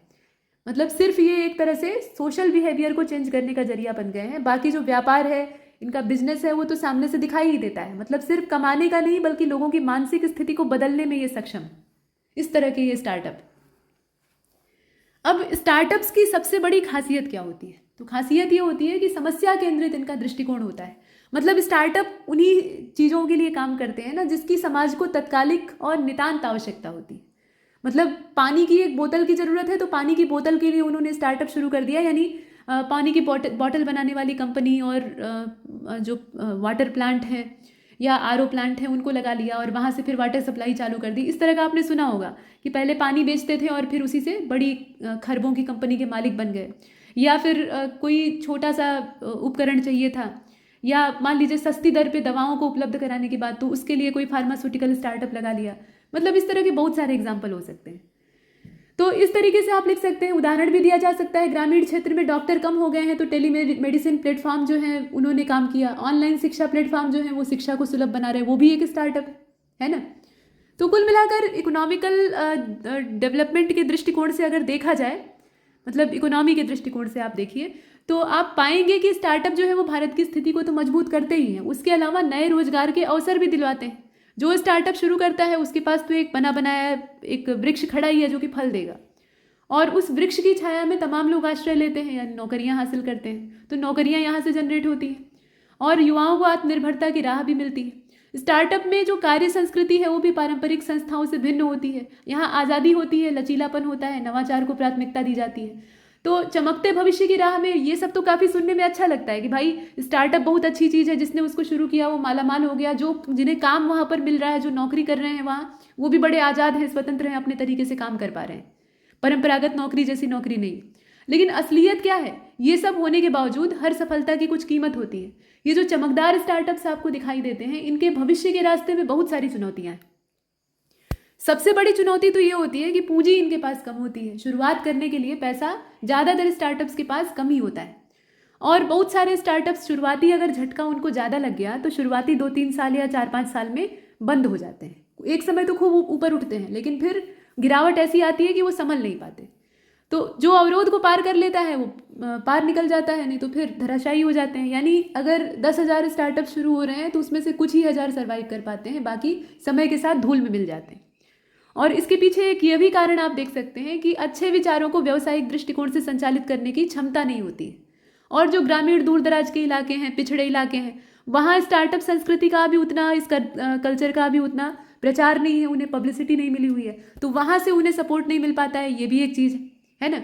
लेकिन इन सब के बावजूद आप लिखेंगे कि सरकार, निजी क्षेत्र और शिक्षा संस्थाएं जो है वो अगर मिलकर काम करती हैं और स्कूल के लेवल से इस स्टार्टअप को बढ़ावा देती हैं, स्टार्टअप को प्रमोट करती हैं, तो निश्चित तौर पर आप देखेंगे कि पूंजी निर्माण भी इनके लिए उपलब्ध हो जाएगा, नेटवर्क भी मिल जाएगा, और रिसर्च एंड डेवलपमेंट को भी यहाँ से प्रोत्साहन प्राप्त होगा। महिलाएं भी इससे आकर जुड़ेंगी, जो कि स्टार्टअप से कम ही जुड़ रही हैं अभी। और ये सिर्फ व्यापार का तरीका नहीं है, ये समझना होगा और समझाना होगा समाज को। ये एक विचारधारा है जिसमें कि आत्मनिर्भरता जो है वो केंद्र में, और आत्मनिर्भरता के साथ इनोवेशन है, सामाजिक उत्तरदायित्व है। तो जॉब सीकर से जॉब क्रिएटर बनना ज़्यादा बेहतर है। ये प्रधानमंत्री जी का भी संकेत है और उसको मानना चाहिए। इसमें कोई बुराई नहीं। और भविष्य की ये नींव बनता है किसी भी देश के लिए, भारत के लिए भी है। अर्थव्यवस्था को ऊंचाई पर ले जा सकता है, वैश्विक इनोवेशन का हब बना सकता है भारत को, वैश्विक नेतृत्व की क्षमता वाला बना सकता है, जो कि हम पहले किया करते थे वो हम आज भी कर सकते हैं। तो हर विचार जो कि एक हल खोजता है वह स्टार्टअप की पहली सांस होता है। मतलब कुल मिलाकर अगर किसी के दिमाग में भी कोई आइडिया आता है और वो उस आइडिया के जरिए अपनी प्रॉब्लम का सॉल्यूशन ढूंढ रहा होता है, तो वो असल में एक स्टार्टअप की नींव डाल रहा होता है। वहाँ से एक बड़े रोजगार को, एक बड़े प्लेटफॉर्म को खड़ा किया जा सकता है और हर युवा के अंदर वो शक्ति है और यही शक्ति देश के लिए आशा की किरण है। ऐसे करके आप लिख सकते हैं, बहुत कुछ लिखा जा सकता है। लिखने के लिए अपार संभावनाएं हैं, बस आपके पास थोड़े फैक्ट होने चाहिए और थोड़े विचार होने चाहिए। ठीक है, इसका हिंदी संस्करण आप यहाँ पर देख रहे हैं। ठीक है, अंग्रेजी हिंदी दोनों भाषाओं में है। आप अपनी सुविधानुसार स्क्रॉल कर किया जा रहा है तो वहाँ स्क्रीन को रोक कर देख सकते हैं। अभी तक आप अंग्रेजी वाला देख रहे थे, ये हिंदी वाला है। ठीक है, अब अगले निबंध की ओर चलते हैं।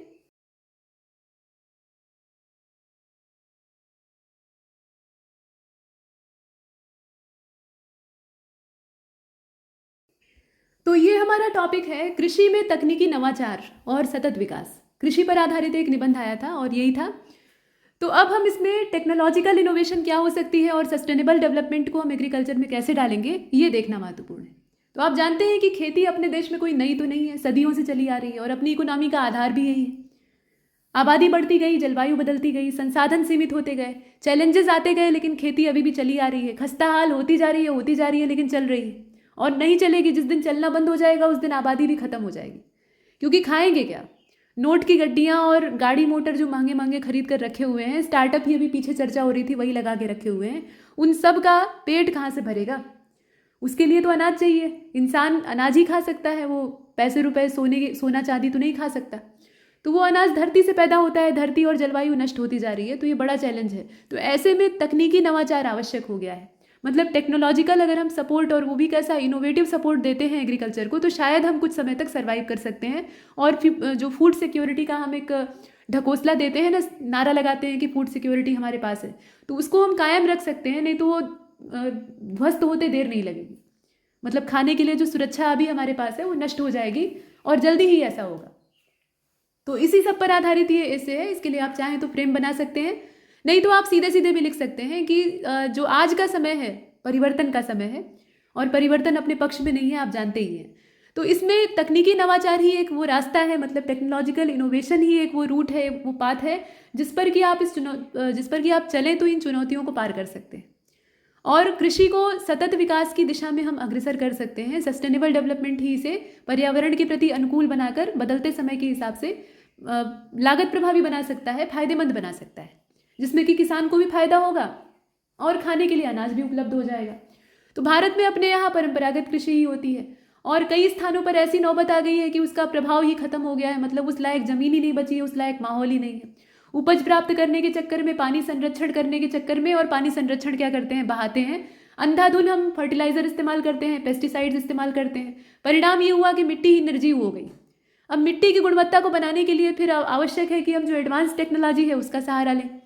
जलवायु जैसे जैसे अनस्टेबल होती जा रही है, उसकी स्थिरता खत्म होती जा रही है, वैसे वैसे मौसम असुरक्षित होता जा रहा है और पूरी खेती एक जुए का खेल बन गई। अब ये जो जुए का खेल है, इसमें कौन जीतेगा ये कुछ तय तो होता नहीं, सब भाग्य वाला हो गया है।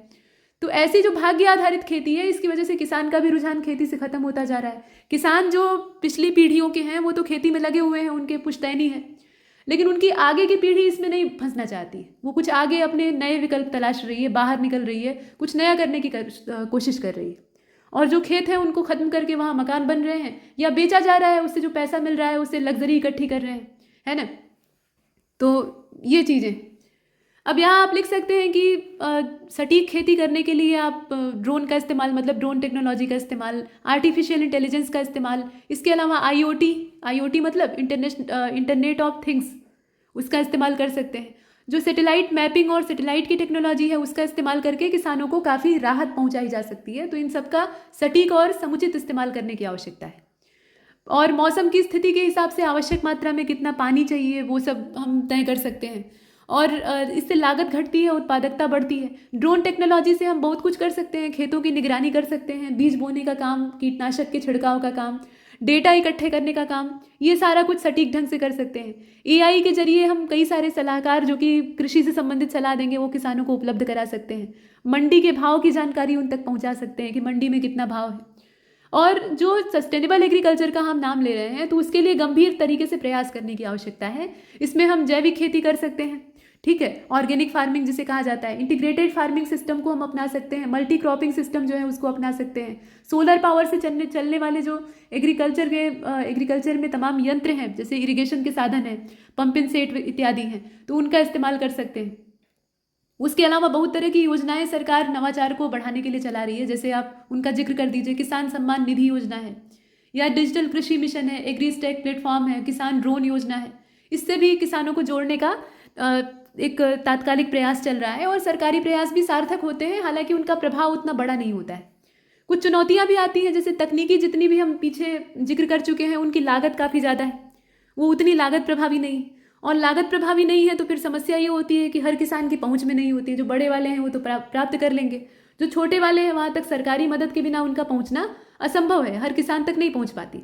तो इसलिए ये आवश्यक हो गया है कि अब यहाँ सरकार एक्शन ले और कृषि में जो तकनीकी नवाचार है उसको समावेशी बनाए। ग्राम स्तर पर प्रशिक्षण शिविर बनाए जाएं, कृषि को आत्मनिर्भर टिकाऊ बनाने के लिए किसान को क्या करना होगा उसकी जिम्मेदारी को बताया जाए, और इस प्रकार से हम जो तकनीकी नवाचार और सतत विकास का मेल है उसको करके कृषि क्षेत्र की जो वर्तमान समस्याएं हैं उनका समाधान कर सकते हैं। इसका जो हिंदी संस्करण है उसे भी आप देख सकते हैं, ठीक है, यहाँ से आप देखिए, जो कृषि की वर्तमान समस्याएं हैं उनका हम समाधान कर सकते हैं और ग्रामीण भारत में जो सामाजिक आर्थिक परिवर्तन है उसको ला सकते हैं, उसमें क्रांति ला सकते हैं। समय की मांग है कि हम परंपरा और नवाचार के बीच में संतुलन बनाकर भविष्य की कृषि के लिए नया रास्ता तैयार करें। साथ में अच्छा ये भी आप लिख सकते हैं कि लंबे समय से सरकारें प्रयासरत हैं, ये तो बात यहाँ नवाचार की हो रही है, कृषि और किसानों की दशा पर तमाम समय से चर्चा चली आ रही है।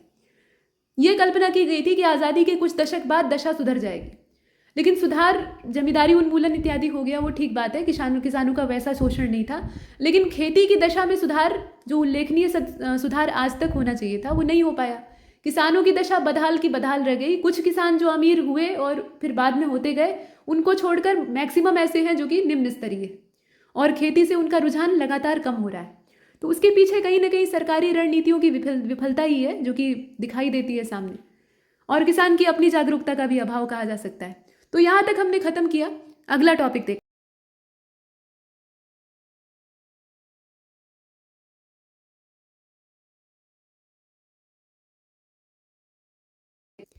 तो हमारा अगला विषय है अंतर्राष्ट्रीय पटल पर भारत की बढ़ती लोकप्रियता।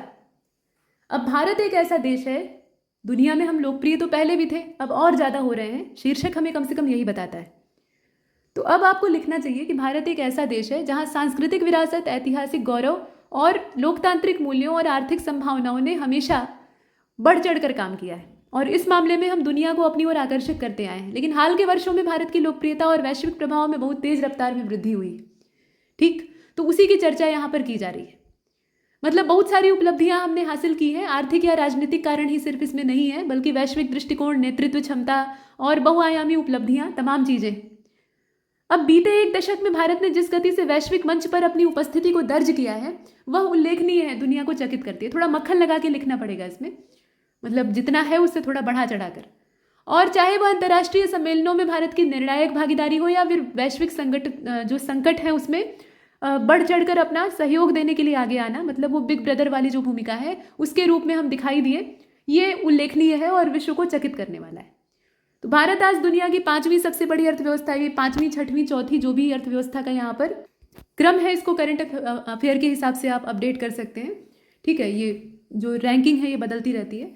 फिलहाल आप आगे चले तो आने वाले वर्षों में तीसरे स्थान पर पहुंचने के लिए हम अग्रसर हैं, और तीसरे स्थान पर पहुंच जाएंगे तो फिर दूसरा और पहला, कुल मिलाकर ये नंबर जो है ये एक तरफ है। आप सीधे बताइए कि अर्थव्यवस्था हमारी उल्लेखनीय तरीके से ग्रोथ कर रही है, उसमें उछाल आ रहा है, और जितने नामचीन देश हैं इस मामले में हम पहले से ही, मतलब वो देश पहले से ही इस लिस्ट में शामिल थे, तो उन्हें हम पछाड़ के निरंतर आगे बढ़ रहे हैं। और digital India, startup India, make in India जैसे अभियानों ने भारत को नवाचार प्रौद्योगिकी के क्षेत्र में एक उभरती हुई शक्ति बना दिया है। लोकप्रियता का एक प्रमुख आधार यह है कि हम रणनीतिक साझेदार के रूप में दुनिया को दिखाई दे रहे हैं। सांस्कृतिक सॉफ्ट पावर और लोकतांत्रिक ढांचा भारत के लिए सबसे मजबूत पहलू है जो कि उसे और ज़्यादा आकर्षक बनाता है। भारत की योग परंपरा, आयुर्वेद, बॉलीवुड हालांकि आप जानते ही हैं, भारतीय खान पान, साहित्यिक परंपराएं, ये सब दुनिया के कोने कोने में अपनी छाप छोड़ रही हैं इसे छोड़कर। इसके बाद आप देखें, हर वर्ष 21 जून को अंतर्राष्ट्रीय योग दिवस के रूप में मनाया जाता है। ये भारत का सांस्कृतिक त्यौहार ही है। हालांकि योग के नाम पर लोग पैर तोड़ते मरोड़ते हैं, शरीर को 50 कोणों से मोड़ कर दिखाते हैं। असल योग वो नहीं है, लेकिन फिर भी अगर कसरत और हठ योग को योग कहा जाता है तो ठीक बात है। लेकिन मानसिक योग आजकल कौन कर रहा है? चलिए, विदेश नीति के मोर्चे पर भारत की भूमिका उल्लेखनीय है और भारत ने गुटनिरपेक्ष आंदोलन की विरासत को आगे बढ़ाते हुए वसुधैव कुटुंबकम की भावना को अपनाया है। यूक्रेन रूस जैसे जो युद्ध के मामले थे उसमें भारत ने संतुलित कूटनीति से अपनी भूमिका निभाई थी और वैश्विक मंच जैसे कि G20 है, ब्रिक्स है, क्वाड है, वहां भी हमारी सक्रिय भागीदारी होती है। कोविड-19 में हमने वैक्सीन मैत्री नाम का अभियान चलाया था और कई सारे देशों को वैक्सीन की आपूर्ति की थी। इससे हमारा नेतृत्व और ज़्यादा प्रखर होता है। रक्षा और अंतरिक्ष के क्षेत्र में भी हमारी उपलब्धियां उल्लेखनीय हैं। चंद्रयान, आदित्य L1 तमाम मिशन है हमारे। मेक इन इंडिया रणनीति पर आधारित जो स्वदेशी रक्षा उत्पादन है वैश्विक स्तर पर, वह भी चर्चा का विषय बना हुआ है। तो इस तरीके से आप लिख सकते हैं कि भारत उभरती हुई वैश्विक महाशक्ति के रूप में स्थापित हो रहा है। और महत्वपूर्ण बात यही है कि भारत अपनी शक्ति का प्रदर्शन दमन या वर्चस्व के लिए नहीं करता है। उसका अंग्रेजी संस्करण आप यहाँ देखिए। भारत अपनी शक्तियों का दुरुपयोग कभी नहीं करता है, चाहे हम कितने भी शक्तिशाली हो जाएं। अभी यही सारी पावर्स चीन के पास आ जाएं। चीन पहले से ही पावरफुल है, हमसे ज़्यादा शक्ति उसके पास है, इसे स्वीकारने में संकोच नहीं होना चाहिए। लेकिन उन शक्तियों को जो कि उसके पास पहले से मौजूद है, उसके बदौलत उसे कितना घमंड है। अगर हमारी तरह उसने एकदम जीरो से शुरू करके यहाँ तक का सफ़र तय किया होता तो मेरे ख्याल से वो पागल हो गया होता अब तक। लेकिन ये जो गंभीरता है ये भारत जैसे देश में है। हम दिखावा नहीं करते। हो सकता है कि कुछ छपरी लोग या 2 कौड़ी के लोग दिखावा करते हो, लेकिन भारतीय संस्कृति का ये गुण नहीं है। दिखावा करना हमारा स्वभाव नहीं है। हम जो करते हैं वो ठोस करते हैं, उससे दुनिया को लाभ पहुंचता है। हम किसी को अहित पहुंचाने के उद्देश्य से काम नहीं करते हैं। भारत किसी की भूमि पर, किसी की संस्कृति पर कभी अतिक्रमण नहीं करता है। बाहरी संस्कृतियां आकर हमें परेशान करती हैं, हम उनसे सामना करते हैं, उनसे लोहा लेते हैं, जितना हो सकता है जूझते हैं, लेकिन हम दूसरे के ऊपर हमला कभी नहीं करते। सामर्थ्य हमारे पास था तब भी नहीं किया। ठीक है, तो ये हमारी संस्कृति की पहचान है और भारत के लिए गर्व का विषय तो ये ही है, लोकप्रियता। उसके साथ साथ एक रिस्पॉन्सिबिलिटी है हमारे पास। हमारी जो इकोनॉमी है, हमारी जो संस्कृति है, हमारी जो सोसाइटी है, हमारा जो नेतृत्व है, वो लगातार पब्लिसिटी प्राप्त कर रहा है और हम आगे बढ़ रहे हैं। तो ये सब खुशी की बात तो है ही है, लेकिन जब हमारी उपलब्धियां बढ़ती हैं, हमें ज़्यादा लोग जानते हैं, लोकप्रियता बढ़ती है, तो उसके साथ हमारी रिस्पॉन्सिबिलिटी में भी वृद्धि होती है। जब पूरी दुनिया हमें जान रही है, हमें देख रही है आशा भरी निगाह से, तो हमारे दायित्व बढ़ जाते हैं और फिर भविष्य में हमसे ये अपेक्षा की जाती है कि हम दुनिया में आशा, सहयोग और समरसता का प्रतीक बनकर उभरेंगे। वही विश्व गुरु वाली छवि है, उसको आप लिख सकते हैं। ठीक, तो ये चीज़ है।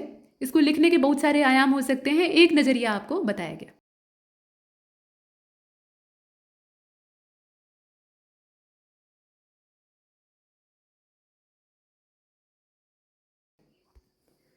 अब ये जो निबंध का टॉपिक है, ये ग्लोबल वार्मिंग और ये भविष्य के लिए संकट तो है ही है, वर्तमान के लिए भी है। ये भी एक मुद्दा है जो कि बार बार दिया जाता है और ये ज्वलंत है। तो इस पर कैसे लिखेंगे? ये पर्यावरणीय संकट सिर्फ नहीं है, मानव सभ्यता के अस्तित्व पर संकट है। हम रहेंगे या नहीं रहेंगे, ये इस बात पर निर्भर करता है कि आगे की जलवायु कैसी होगी।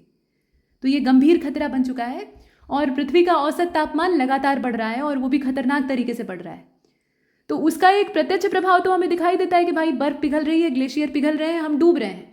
दुनिया के जो किनारे वाले हिस्से हैं वो डूब जाएंगे, तो हम टेंशन फ्री हो जाते हैं कि चलो बम्बई डूबेगी, हम तो रहेंगे। लेकिन असल में सिर्फ उतना ही प्रभाव नहीं है, इससे मौसम में आमूलचूल परिवर्तन आएगा। कुछ भी आज जैसा है वैसा नहीं रह जाएगा, और कैसा रहेगा तो फिर ऐसा कि हमारे पक्ष में नहीं हो, मतलब विपरीत हमारे क्रियाकलाप हैं, हमारा रहन सहन है, उससे बिल्कुल विपरीत मौसम की प्रणालियां हो जाएंगी, ये तय बात। ठीक है, तो ग्लोबल वार्मिंग किसी भी दृष्टिकोण से लाभदायक तो नहीं। अब यहाँ देखें, हम एक ऐसे भयंकर भविष्य की ओर बढ़ रहे हैं जिसमें कि अगर हम समय रहते सचेत नहीं हुए तो संकट आने वाली पीढ़ियों के लिए जीवन और मृत्यु का प्रश्न बन सकता है। जीवन रहेगा ही नहीं, मृत्यु का ही प्रश्न बनेगा। तो ग्लोबल वार्मिंग का कारण आप बता दीजिए, और चाहे तो नहीं भी बता सकते हैं, क्योंकि ये इतनी बार बताया जा चुका है कि कोई आवश्यकता नहीं है, इतना तो सब जानते हैं। तो निबंध में इसके जो एडवर्स इफेक्ट हैं उन पर चर्चा करना आवश्यक है।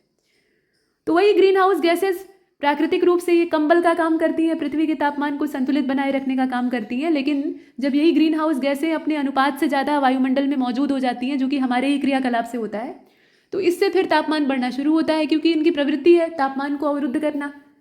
टेम्परेचर सूर्य का जो है उसको ये अवरुद्ध करके पृथ्वी के तापमान को मेंटेन रखने का काम करती हैं। जब ज़्यादा मात्रा में रहेंगी तो ज़्यादा टेम्परेचर अपने अंदर फंसा कर रखेंगी, जैसे कार्बन डाइऑक्साइड, और फिर गर्मी बढ़नी शुरू हो जाएगी। और वही इस समय हो रहा है। जीवाश्म ईंधन, फॉसिल फ्यूल हम लोग बेतहाशा फूंक रहे हैं, गाड़ी मोटर चाहिए ही, फैक्ट्री कारखाने तमाम, और वहाँ से जो निकल रही हैं ग्रीन हाउस गैसेज जैसे कार्बन डाइऑक्साइड है, मीथेन है, इससे फिर ग्लोबल वार्मिंग तेज़ी से बढ़ रही है। ऊपर से हम लोग जंगल काटते जा रहे हैं, इससे और ज़्यादा जो जलवायु चक्र है वो असंतुलित हो जा रहा है।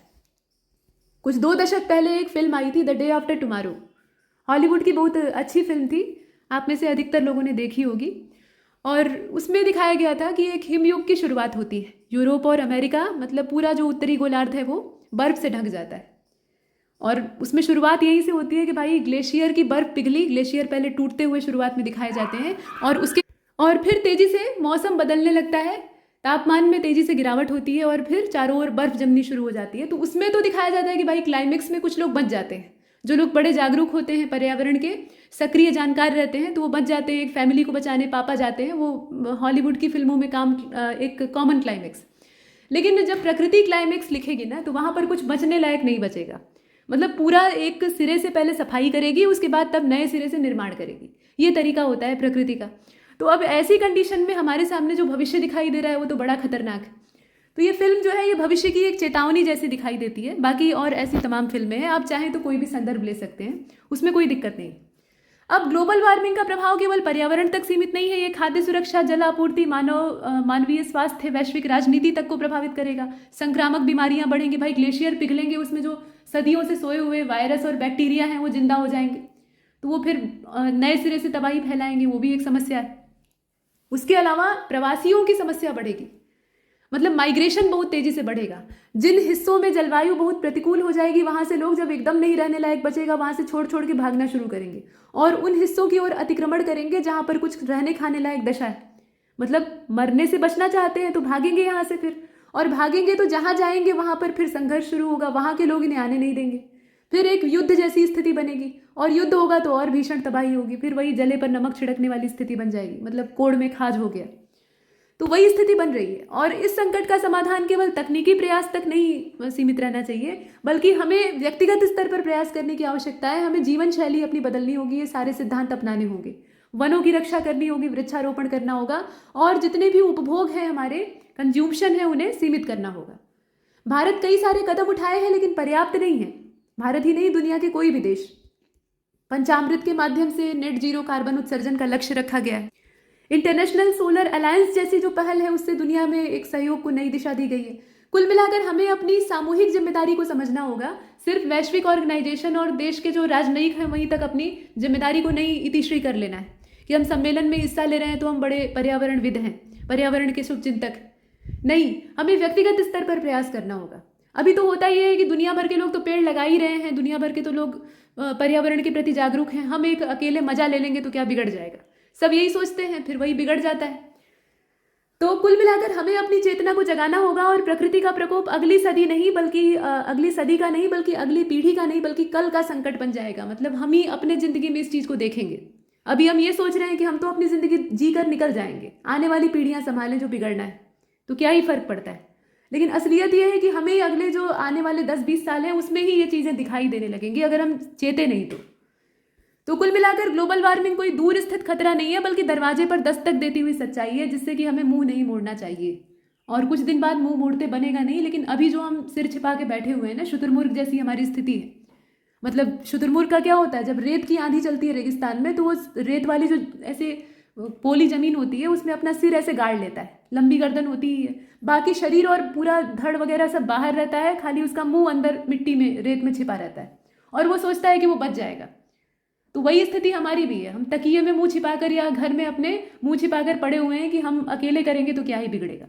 लेकिन असलियत यही है कि खतरा सिर पर आ चुका है और अब सचेत होने की आवश्यकता है। इसका अंग्रेजी संस्करण आप यहाँ पर देख सकते हैं। ठीक है, वही सेम चीज है। चाहे तो आप स्क्रीनशॉट ले सकते हैं।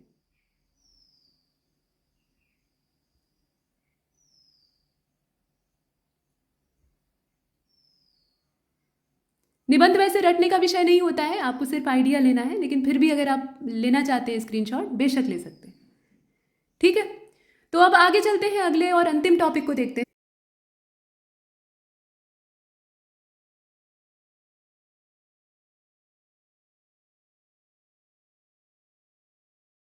तो ये है भारतीय अर्थव्यवस्था और make in India. Make in India पर तो आपने बहुत पढ़ा है, लेकिन भारतीय अर्थव्यवस्था के साथ उसको जोड़कर देखना आवश्यक है, और आयोग ने उसी तरीके से दिया था। चाहता तो मेक इन इंडिया सीधे देता, जो कि पिछले कुछ सालों में संभवतः दिया भी गया था, लेकिन यहाँ दोनों को कनेक्ट करके दिया था। तो आप लिख सकते हैं सीधा सीधा इसका, भारत बहुत तेजी से उभरती हुई अर्थव्यवस्थाओं में से एक है, और आज़ादी के बाद से लेकर अब तक कृषि प्रधान समाज से हम एक मजबूत औद्योगिक ढांचे में तब्दील हुए हैं। सेवा आधारित अर्थव्यवस्था का हमने रूप लिया है, लेकिन इसका एक दुष्परिणाम भी है कि हमने अपने जो प्राइमरी सेक्टर थे उन्हें बर्बाद करके रखा हुआ है। कृषि और ज़्यादा बदहाल होती गई। इन सारे विकास के मानदंडों और रेस का परिणाम क्या निकला है कि खेती और उस तरह के जो प्राइमरी सेक्टर जो कि हमारी बैकबोन है आज भी, वो और ज़्यादा बर्बादी के कगार पे खड़े होते जा रहे हैं। उसकी ओर ध्यान नहीं जा रहा है, या ध्यान जा भी रहा है तो हम जानबूझकर उसे नज़रअंदाज कर रहे हैं, और ये खतरनाक सिद्ध हो सकता है। ठीक, फिलहाल इसमें सरकारी जो पॉलिसीज़ हैं वो ज़्यादा जिम्मेदार हैं, लेकिन आप सीधे सीधे सरकार पर आरोप नहीं लगा सकते। तो आप आगे तारीफ ही कर दीजिए, लिखिए कि देश को आत्मनिर्भर बनाने की दिशा में मेक इन इंडिया कार्यक्रम एक महत्वपूर्ण कदम बढ़ा रहा है। अब 25 सितंबर 2024, इसका थोड़ा बैकग्राउंड बताना पड़ेगा कि अभियान उस दिन शुरू किया गया था। मुख्य उद्देश्य वही था कि एक वैश्विक विनिर्माण केंद्र भारत को बनाना और विदेशी निवेश को आकर्षित करना। तो आयात की जो निर्भरता है, बाहर से हम सामान मंगाते हैं और चीज़ों पर आश्रित रहते हैं, तो उस निर्भरता को हम कम से कम करें। इसमें इलेक्ट्रॉनिक्स, रक्षा, ऑटोमोबाइल, फार्मास्यूटिकल, टेक्सटाइल, खाद्य प्रसंस्करण जैसे 25 से अधिक क्षेत्रों पर विशेष ध्यान केंद्रित किया गया था। अब भारतीय अर्थव्यवस्था में मेक इन इंडिया की भूमिका बहुआयामी रही है। सबसे पहले इस अभियान ने देश में विनिर्माण क्षेत्र की गति को बहुत तेज कर दिया है। कुछ आंकड़े आप दे सकते हैं, 2022-23 विनिर्माण क्षेत्र की विकास दर। चाहे तो आंकड़े याद है तो दे सकते हैं, नहीं तो सही याद नहीं है तो लिखने से बचिएगा। और एफडीआई का यहाँ दिया हुआ है कि प्रत्यक्ष विदेशी निवेश में निरंतर वृद्धि देखी गई है। मेन बॉडी में इस तरह के आंकड़े आपके काम के हो सकते हैं। आप चाहें तो इनके लिए बुलेट पॉइंट बना सकते हैं, पॉइंट बना के भी लिख सकते हैं। अकेले 2022-23 में भारत ने $70 बिलियन से लेकर अधिक का जो एफडीआई है, यानी प्रत्यक्ष विदेशी निवेश है, उसको आकर्षित किया था। और मेक इन इंडिया ने स्वरोजगार और स्टार्टअप संस्कृति को बढ़ावा दिया है। टॉप 3 इकोनॉमी में जो हमारा स्टार्टअप इकोसिस्टम है वो गिना जा रहा है। और 1 डिस्ट्रिक्ट 1 प्रोडक्ट जैसी पहल काफ़ी कारगर है, तो उनका भी आप जिक्र कर सकते हैं। उसके बावजूद आप लिखेंगे, ये सारी जो तारीफें हैं वो तो है ही हैं, लेकिन वैश्विक मंदी, महामारी और जो भू राजनीतिक परिस्थितियां हैं, उनका जो प्रतिकूल प्रभाव है वो भी हमारे इन स्टार्टअप्स पे और जो मेक इन इंडिया के कॉन्सेप्ट हैं उन पर पड़ा हुआ है। तो इसके बावजूद हमने बहुत ऊर्जा के साथ काम किया है। आत्मनिर्भर भारत अभियान में एक जो उसकी आंतरिक भावना है, अंतर्निहित भावना है, वो मजबूत हुई है। रक्षा क्षेत्र में स्वदेशी हथियारों का निर्माण, इलेक्ट्रॉनिक्स क्षेत्र में मोबाइल और चिप निर्माण की शुरुआत, रेलवे में सेमी हाई स्पीड ट्रेनों का स्वदेशी निर्माण, ये सब सफलता इसमें जो हमने प्राप्त की है वो एक मिसाल ही है, दुनिया के लिए मिसाल है, देश के लोगों के लिए तो है ही। तो हम ये कह सकते हैं कि भाई मेक इन इंडिया सिर्फ एक योजना नहीं है, बल्कि भारतीय आर्थिक और औद्योगिक स्वाभिमान का प्रतीक है। और इसी के सहारे अगर हम और सक्रिय होकर काम करते हैं, अपनी कमियों का परिष्कार करते हुए, तो निश्चित तौर पर हम आत्मनिर्भर राष्ट्र का निर्माण करेंगे और एक नेतृत्वकर्ता के दृष्टिकोण से उभर कर सामने आएंगे। इसका जो अंग्रेजी संस्करण है हूबहू वही चीज़ है अंग्रेजी माध्यम में, आप रुक कर देख सकते हैं। ठीक, इंडियन इकोनॉमी और मेक इन इंडिया को यहाँ कनेक्ट करके दिखाया गया है। हमने देखा कि हमारी जो अर्थव्यवस्था है वो फास्टेस्ट ग्रोइंग इकोनॉमीज में से एक दुनिया भर में, और उसी आधार पर हम अपनी बात को सेम टू सेम वही चीज़ है, उसमें कुछ नया नहीं है। लॉन्च कब किया गया, मोदी जी ने जो स्लोगन इसमें दिया, और मेक इन इंडिया इनिशिएटिव का प्रभाव कैसे पड़ता है, इसमें जो पॉलिसी फ्रेमवर्क है वो क्या है। उसके बाद वही डाटा 2022-23 वाला एफडीआई का कितना, इसमें कैसा आंकड़ा है। फिर उसके बाद चुनौतियाँ कौन कौन सी हैं, 1 डिस्ट्रिक्ट 1 प्रोडक्ट, ये सब कुछ हमने जो पीछे देखा है वही सारी चीज़ें। स्क्रीनशॉट लेने वाले ले सकते हैं। और इसके बाद फिर कंक्लूजन किया गया है, मेक इन इंडिया के सामने जो चैलेंजेस हैं उन चैलेंजेस को देखते हुए कुछ सुधार करके हम अपने कदम आगे बढ़ा सकते हैं। तो इकोनॉमिक लीडर की भूमिका, हमारी जो ग्लोबल इकोनॉमिक लीडर की हमारी भूमिका है, पहले हम थे इस भूमिका में, लेकिन बीच में पिछड़ापन जो आ गया था उसको हम फिर से एक बार दूर करके इस अपनी भूमिका में, इस अपने कैरेक्टर में वापस आ सकते हैं। तो ठीक है, यहाँ तक हमने अपना पूरा एसे का एक एनालिसिस का प्रोग्राम चलाया था और इसे समाप्त किया है। लंबा ये थोड़ा सा वीडियो हो गया, लेकिन इसमें हमने 9 टॉपिक कुल मिलाकर कवर किए। वो सारे 9 टॉपिक हमने कवर किए हैं जो कि इस बार 2024 की मुख्य परीक्षा में निबंध में आपने आयोग के द्वारा देखे थे, मतलब आयोग ने प्रश्न पत्र में आपको दिया था। ठीक है, तो 2024 के निबंध के प्रश्न पत्र का ये पूरा एक समाधान था, कंप्लीट सॉल्यूशन था, जिसमें कि हमने मॉडल निबंधों के साथ डिस्कशन किया है। आशा है कि ये वीडियो आपको अवश्य ही पसंद आया होगा और इससे आपको निबंध लिखने की कुछ नई रणनीतियों और कुछ नए अप्रोचेस पता लगे होंगे। तो